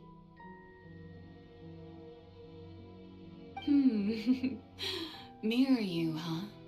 You know what? That's not bad. Let's go with that. Mirror me? What do you wish to say? The prophecy. Have you heard of it? What prophecy? Wait. I know. I think. I don't know why, but it's in my head somehow. The people will all be dissolved into the waters, and only the Hydro Archon will remain, weeping on her throne. Only then will the sins of the people of Fontaine be washed away. Oh, very good. You know it well. What's going on? I can't seem to remember anything clearly. The only thing I know for sure is this prophecy. Will it really come to pass? Yes, it will. And that is why I've come to you. Disaster will come to Fontaine sooner or later. Things will develop just as the prophecy declared. There is no escaping it. But doesn't that mean everyone will die? I'm a Fontainian just like them. Will I dissolve too? Oh, don't worry. Magical meetings exist in this world precisely to give people a chance to turn things around. It is the reason why you met me today. I will tell you how to save everyone, but you may have to suffer somewhat.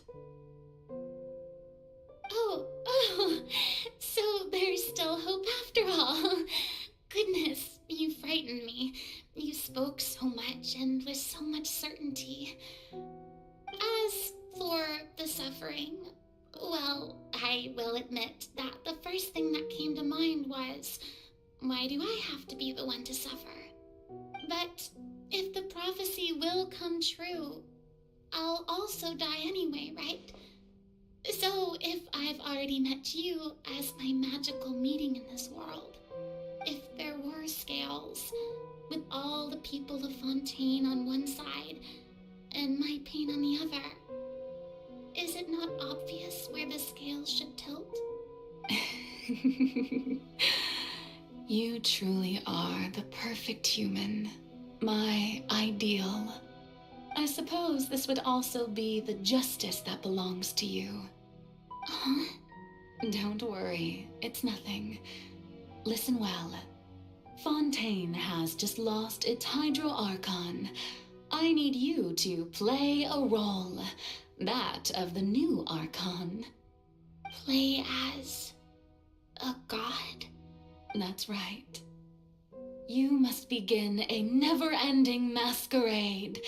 You must never let anyone suspect your identity. If you can keep it up, then I shall have my way of defying this prophecy. But should your identity be revealed, then all hope will be lost. But how will I do this?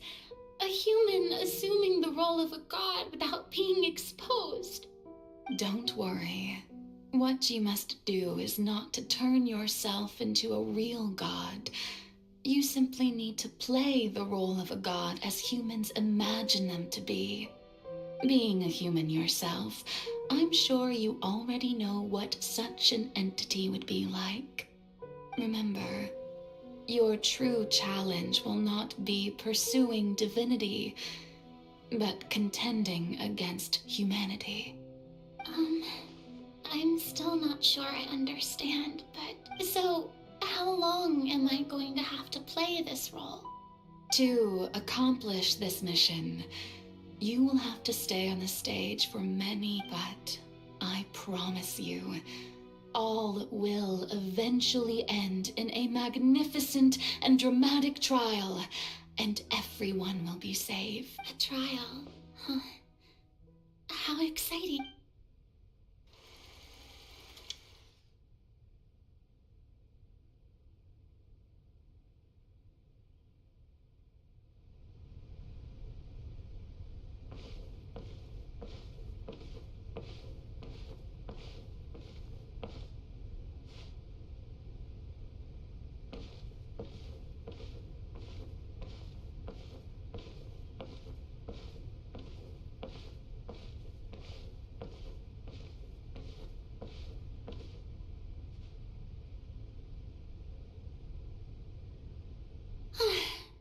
The Maison Cardinalise has announced my accession, but this is my first time facing the people. What should I say to most appear like a god? To be honest, I still don't know. Perhaps I should first try to act natural.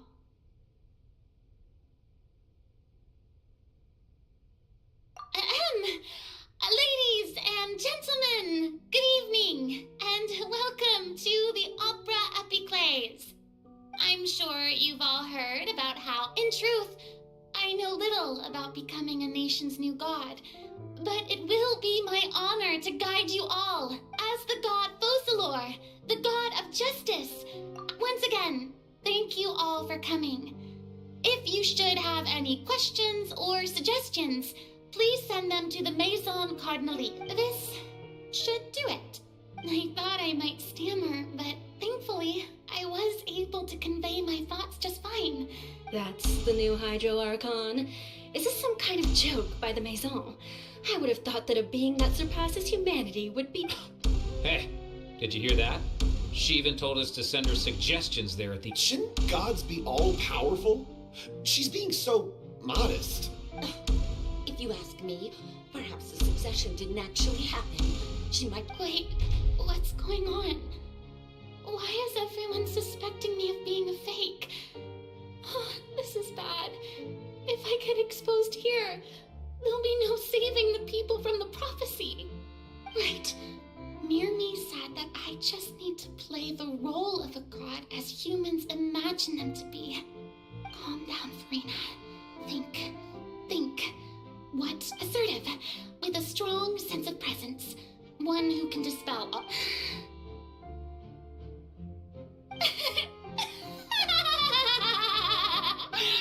Oh, very good, my people.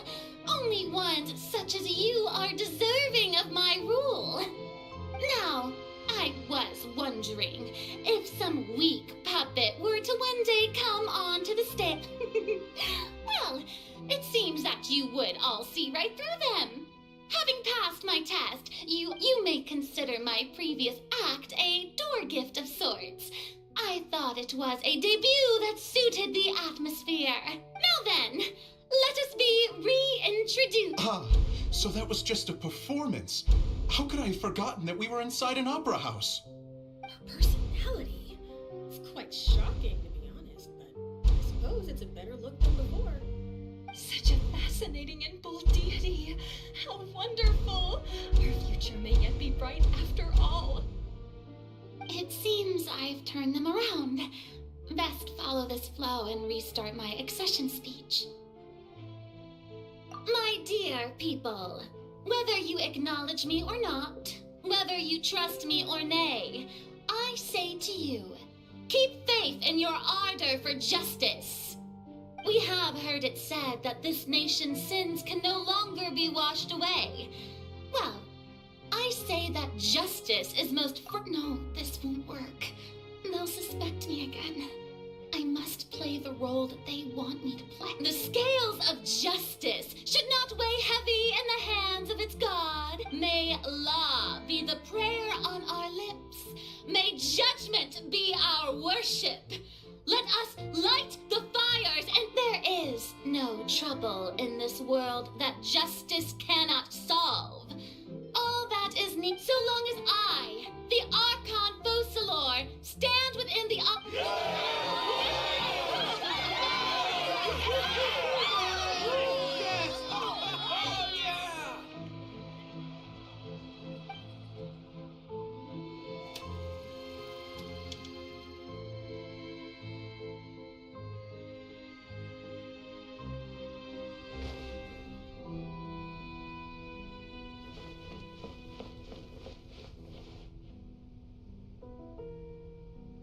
Lady Farina, here are today's case reports, as well as a summary of the...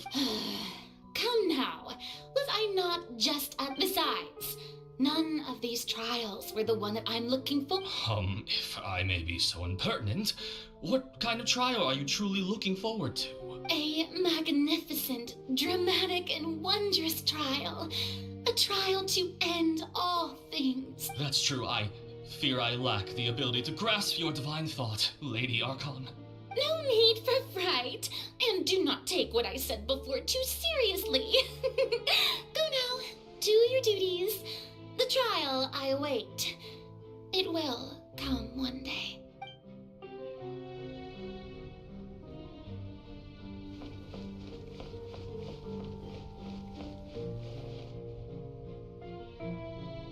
Lady Farina, I don't know what to say. No need to thank me. Or rather, thank your own... Oh, I'm afraid that's just an inevitable consequence of my divine charm. All right. Deoteria, is it? How is your son's illness? You remembered me. He is doing much better now. In fact, he is far more of an ardent believer. Oh, good. Very good. If this should happen again in the future, please do not hesitate to come and tell me. Going down to citizen... Oh, you're such a gentle and wise god. Thank you once again.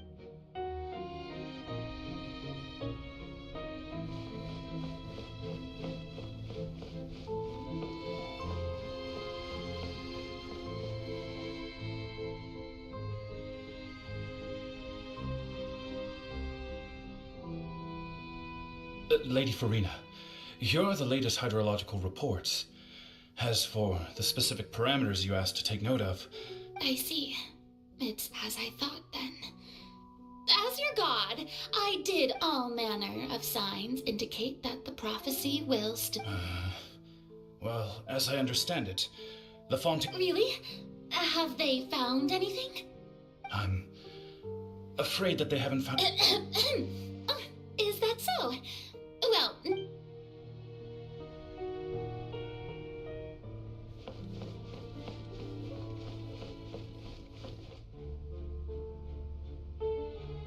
The day is finally over. I haven't had a moment to breathe this whole time, but it's good to see that everything's getting on track. There are no longer any voices of suspicion. Maybe this is fine. I just need to keep going, and everyone will be safe. All right, Farina, don't think too hard about this. You need rest. Tomorrow's a new day.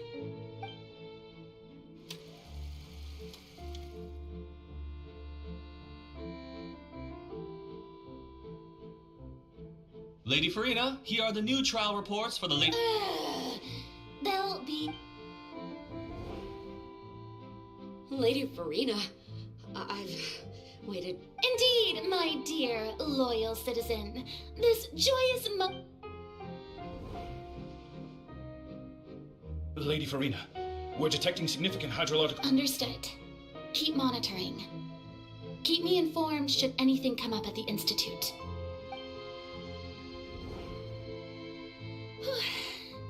I don't think I let anything slip today. I must show the people that there is nothing to worry about. I just don't know when these days will end. I feel utterly exhausted. Best to rest early today, too.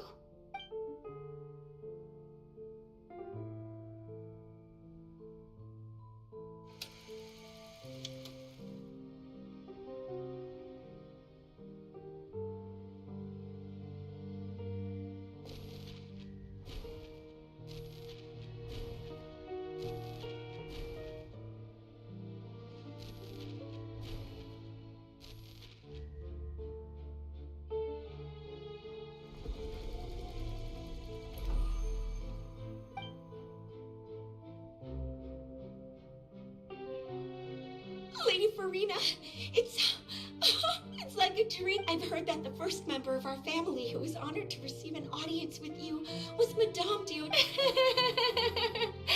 And What a fine family you're... Surely you... What is it, good citizen? Oh, are you crying? Uh-huh. Really now?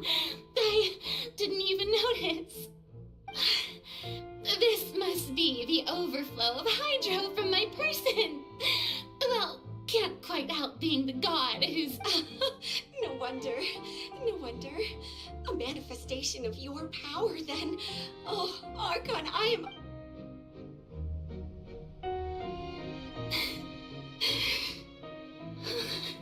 so interminable. So lonely. Just how much longer? Hundreds of years must have passed by now. Perhaps the show must go on for hundreds more. I never imagined that it would hurt so much. Have I reached my limit? No. Perhaps I reached it long ago. Today I didn't even notice my own tears. I want to tell someone, anyone, about this. But would that not destroy all I've done so far? I've conducted so many investigations across the centuries. But there's not even a sliver of hope that we might break the prophecy. All I can do is keep heart. I must maintain.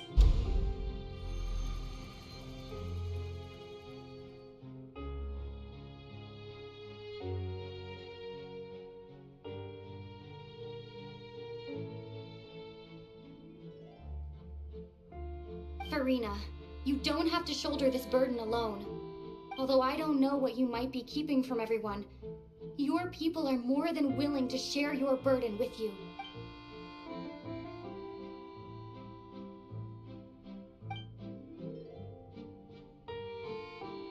Share my burden. That's impossible. It was fated right from the start that this would be my duty alone. But even if your burden doesn't need to be shared, you can still choose to confide in someone. Just share it with me. I'm what you'd call a witness. A witness? Yes, I've heard that you came to Tevat from beyond and if Tevat is, in its entirety, a show on a stage, then you're just a spectator, aren't you? If that's the case... She's right. I could confide in her, couldn't I? But if things don't play out as expected, the people of Fontaine will be the ones to pay the price. No, Farina, you shouldn't be selfish. But what if it's really all right? Farina, you've worked so hard for so long. Surely it would be okay to put yourself first for once. Just this once. Is it such an outrageous thing to do anyway? To find someone in whom you can confide your frustrations and sorrow? If you let this opportunity slip through your fingers, it might never come by again. Think about it long and hard.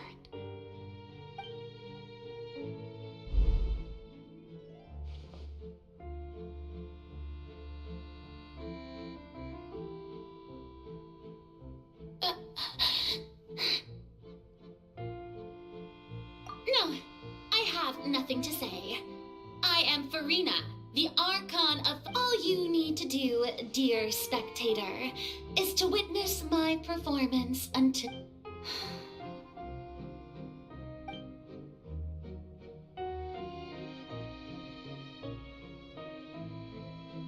Fine.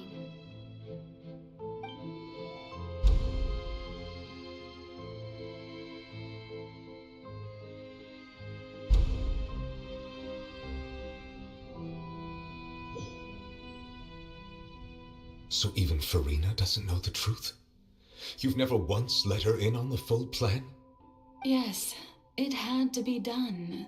To deceive the heavenly principles, you must first deceive yourself. She did very well. If she had let her resolve falter even once in these 5 centuries, Fontaine would have been doomed to the most tragic fate. It seems that trusting humanity was the right decision after all. I believe that I understand how your deception works, but that is only half the truth, is it not? How would you build on this foundation to save the people of Fontaine? That is the most important thing. Ah, good. Of course, the Iudex of Fontaine has pinpointed the crux of the issue. I'm sure you've long sensed that the Oratrice is no simple machine, yes? I've always suspected that it had its own consciousness, and Lenny did mention that he heard a human voice within the core chamber. It now seems that that person was you, hidden within the machine all along. Am I right? And then I became one with the Oratrice, taking Fontaine's gnosis with me. Yes, it would seem so, wouldn't it? Alas, your understanding of this device still lacks sufficient depth. It is no enactor of justice. It is, in fact, a device created to kill the god of justice. I beg your pardon? Oh, you have it. And to be more precise, not only will the Oratrice take down the god of justice, it will also take down the divine throne upon which she has been placed. I mean, did you think I would be the sort to enjoy peaceful repose while Farina suffered? My work over these last 500 years has been to constantly accumulate indemnitium within the Oratrice. But really, some have already discovered that only a small fraction of the energy generated by the device was ever used to provide power to Fontaine. The vast majority had to be, accumulated to enact this death sentence. It was all part of your plan, then? Both the trial and the sentence? Indeed. This power, accrued over 5 centuries, could have sustained Fontainians for millennia had it only been used for that purpose. Almost all of it has now been stored within the Oratrice, but only power of this magnitude could hope to destroy the Hydro Archon's divine throne, shaking the rules established by Celestia and breaking through the institution that is the Seven. So the Oratrice's call for death was for neither Farina nor Focalor, but for the Hydro Archon. The destruction of that divine throne. If I do not misunderstand your intent, you must be... returning what's rightfully yours to you, of course. In other words, this was all done to return the authority of the Hydro Archon to the Hydro Dragon of this planet. But...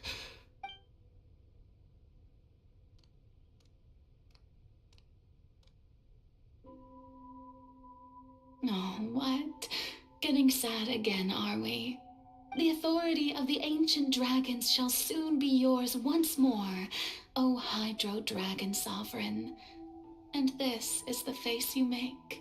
all you've done throughout the years is just so you can sacrifice yourself at the very end. I've never quite seen it that way, you know. Even now, I'm quite pleased at how well my deception worked.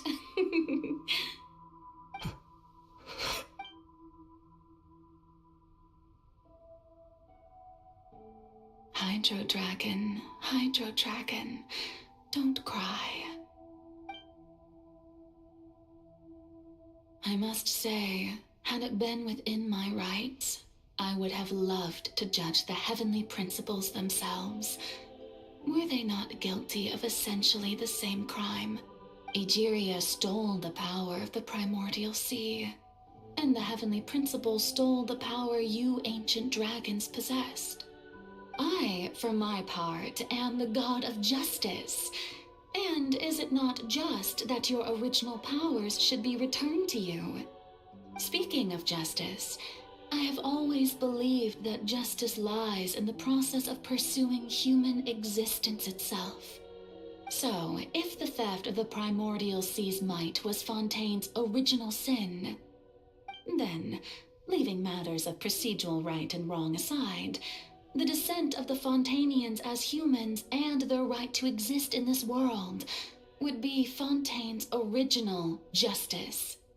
In other words, existence was Egeria's justice, and to me, justice is the continuation of that existence. Defying the prophecy and ensuring that Fontaine's people shall live on, that should be the justice enthroned over all others. At this point, we, whether it be myself or all other Fontainians, have shouldered the burden of this sin for far too long. Iudex Nervillet, the highest judge in our land, when you regain your full power as an elemental sovereign, what verdict shall you pass upon us? So when I was invited to the court of Fontaine to serve as Iudex, I see now that that was your idea too. At last. I now understand the true purpose behind this position. In the beginning, I was uninterested in human existence. But these 5 centuries of living alongside them have gradually brought about mutual understanding between us. And I have even attempted to feel as they feel. You are a devious one, Focalors. Things being as they are, surely you know that I could never declare them to be guilty.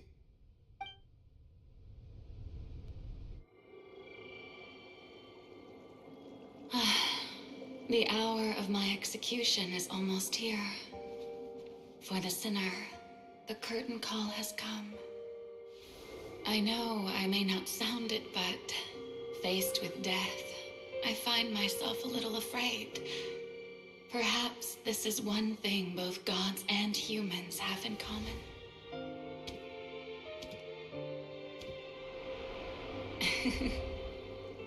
Farewell, Nervillet. I hope you've enjoyed the part you played these 500 years.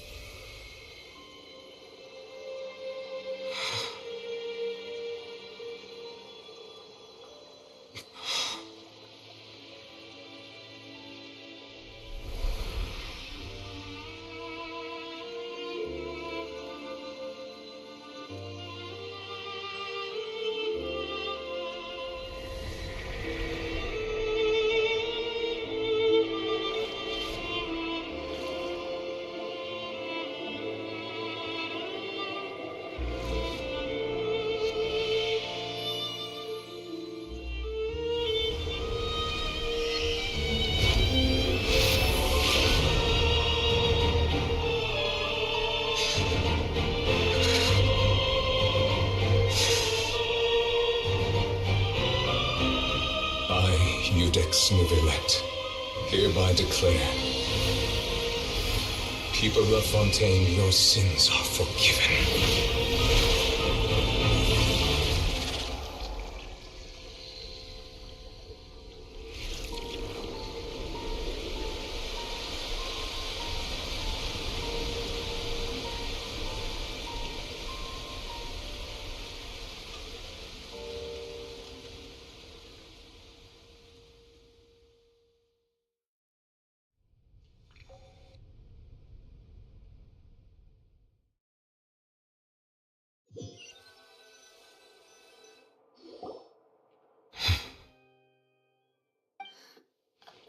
What just happened? Has the death sentence been carried out? Was that bright light some sort of misdirection? I have a feeling that something huge just happened. But since we're all still alive and haven't been dissolved, I assume whatever happened was good for us. It's time to end this. We must mete out punishment to that beast. Didn't you say just a moment ago that it can't be defeated? I have gained the strength sufficient to deal with it. Through certain means, and now have the ability to separate the power of the Primordial Sea from that creature. We should seize the opportunity to pursue our quarry. Traveler, now that the oratories can no longer function, I require an executor to help me mete out justice. The root of the calamities befalling Fontaine, the beast that enacts the prophecy. Its name is the all-devouring narwhal. Come with me, traveler. The hour of execution has come.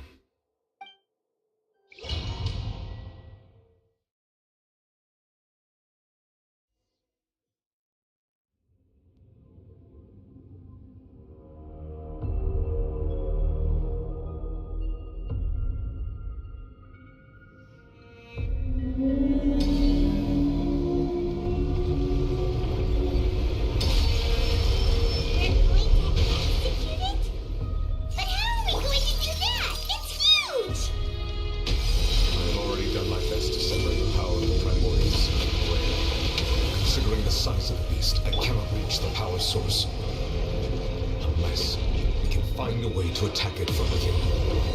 I shall share a part of the ancient plan. I shall look for an opening together.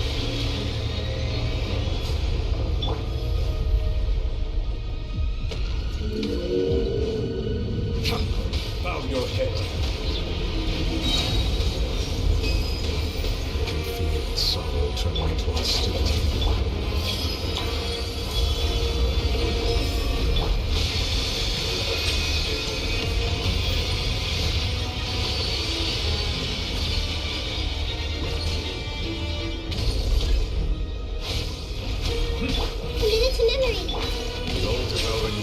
Cannot resist its instinct to devour. Continue to trigger its hostility. Chance will present itself.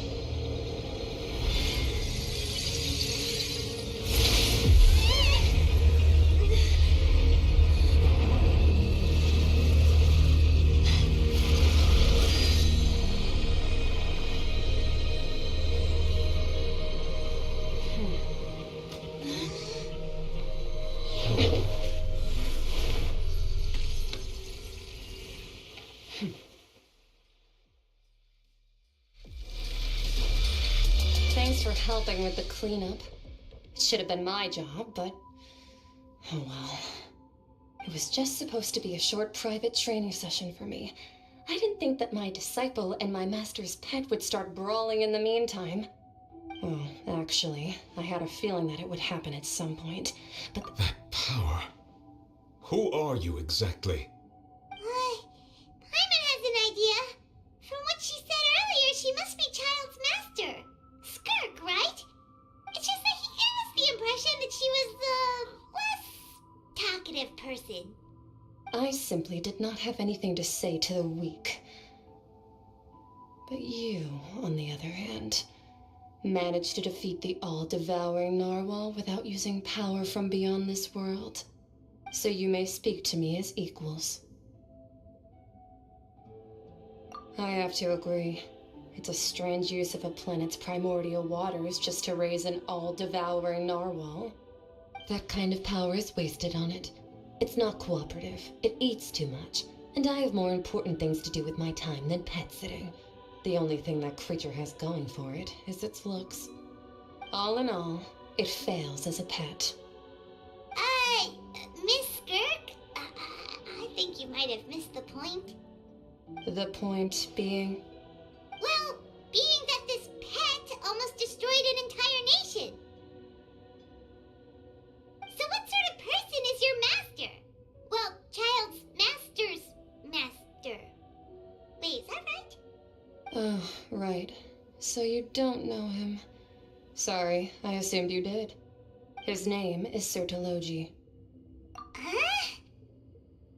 I am unfamiliar with that name. Huh. So Master is insufficiently famous. How should I describe him then? Have you heard of the name The Fowl? The Fowl?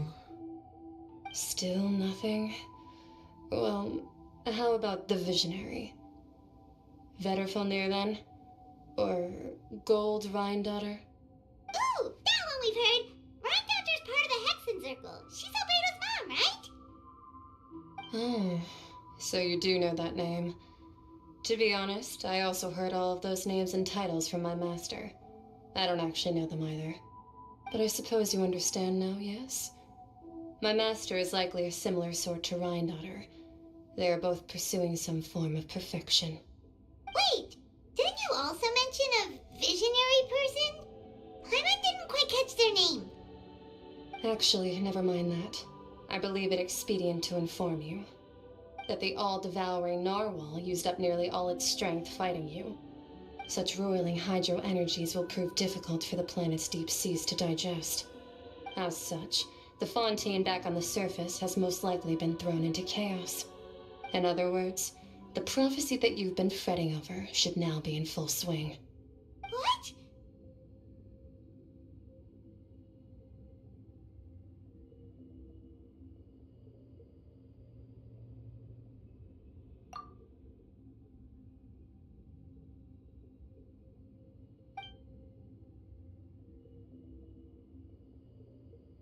Not to worry. Focalor has already managed to deceive the heavenly principles.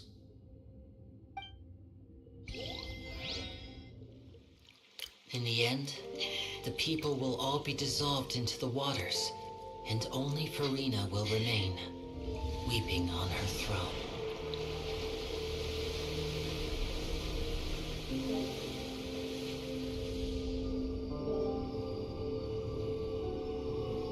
Only then will the sins of the people of Fontaine be washed away.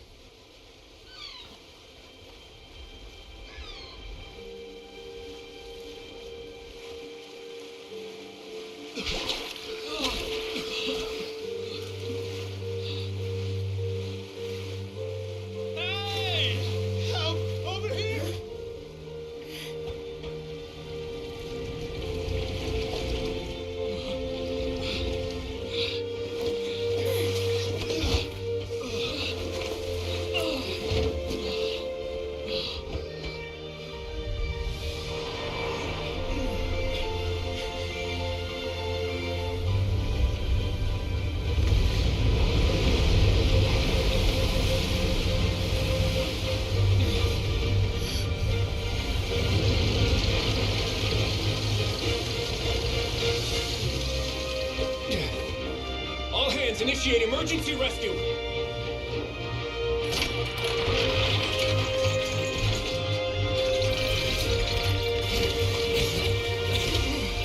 Hurry!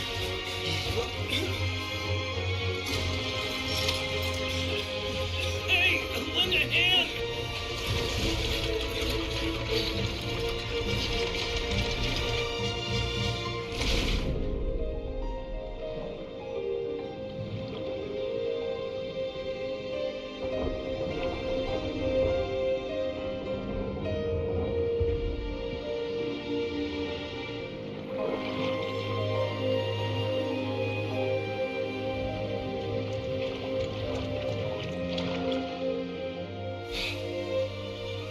Look! The water's receding!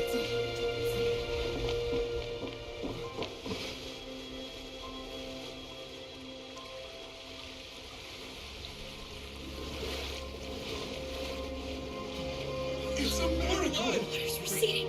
We didn't dissolve. The prophecy was wrong. The prophecy was wrong.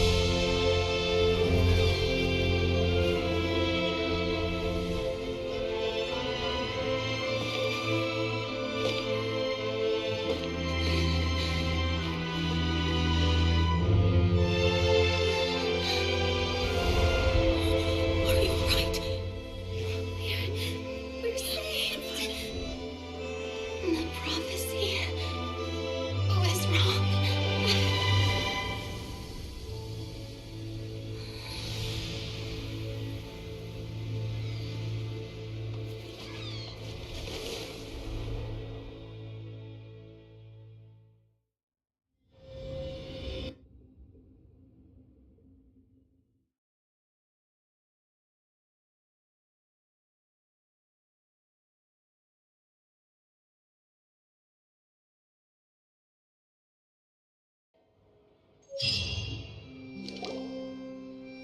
The soul renewed.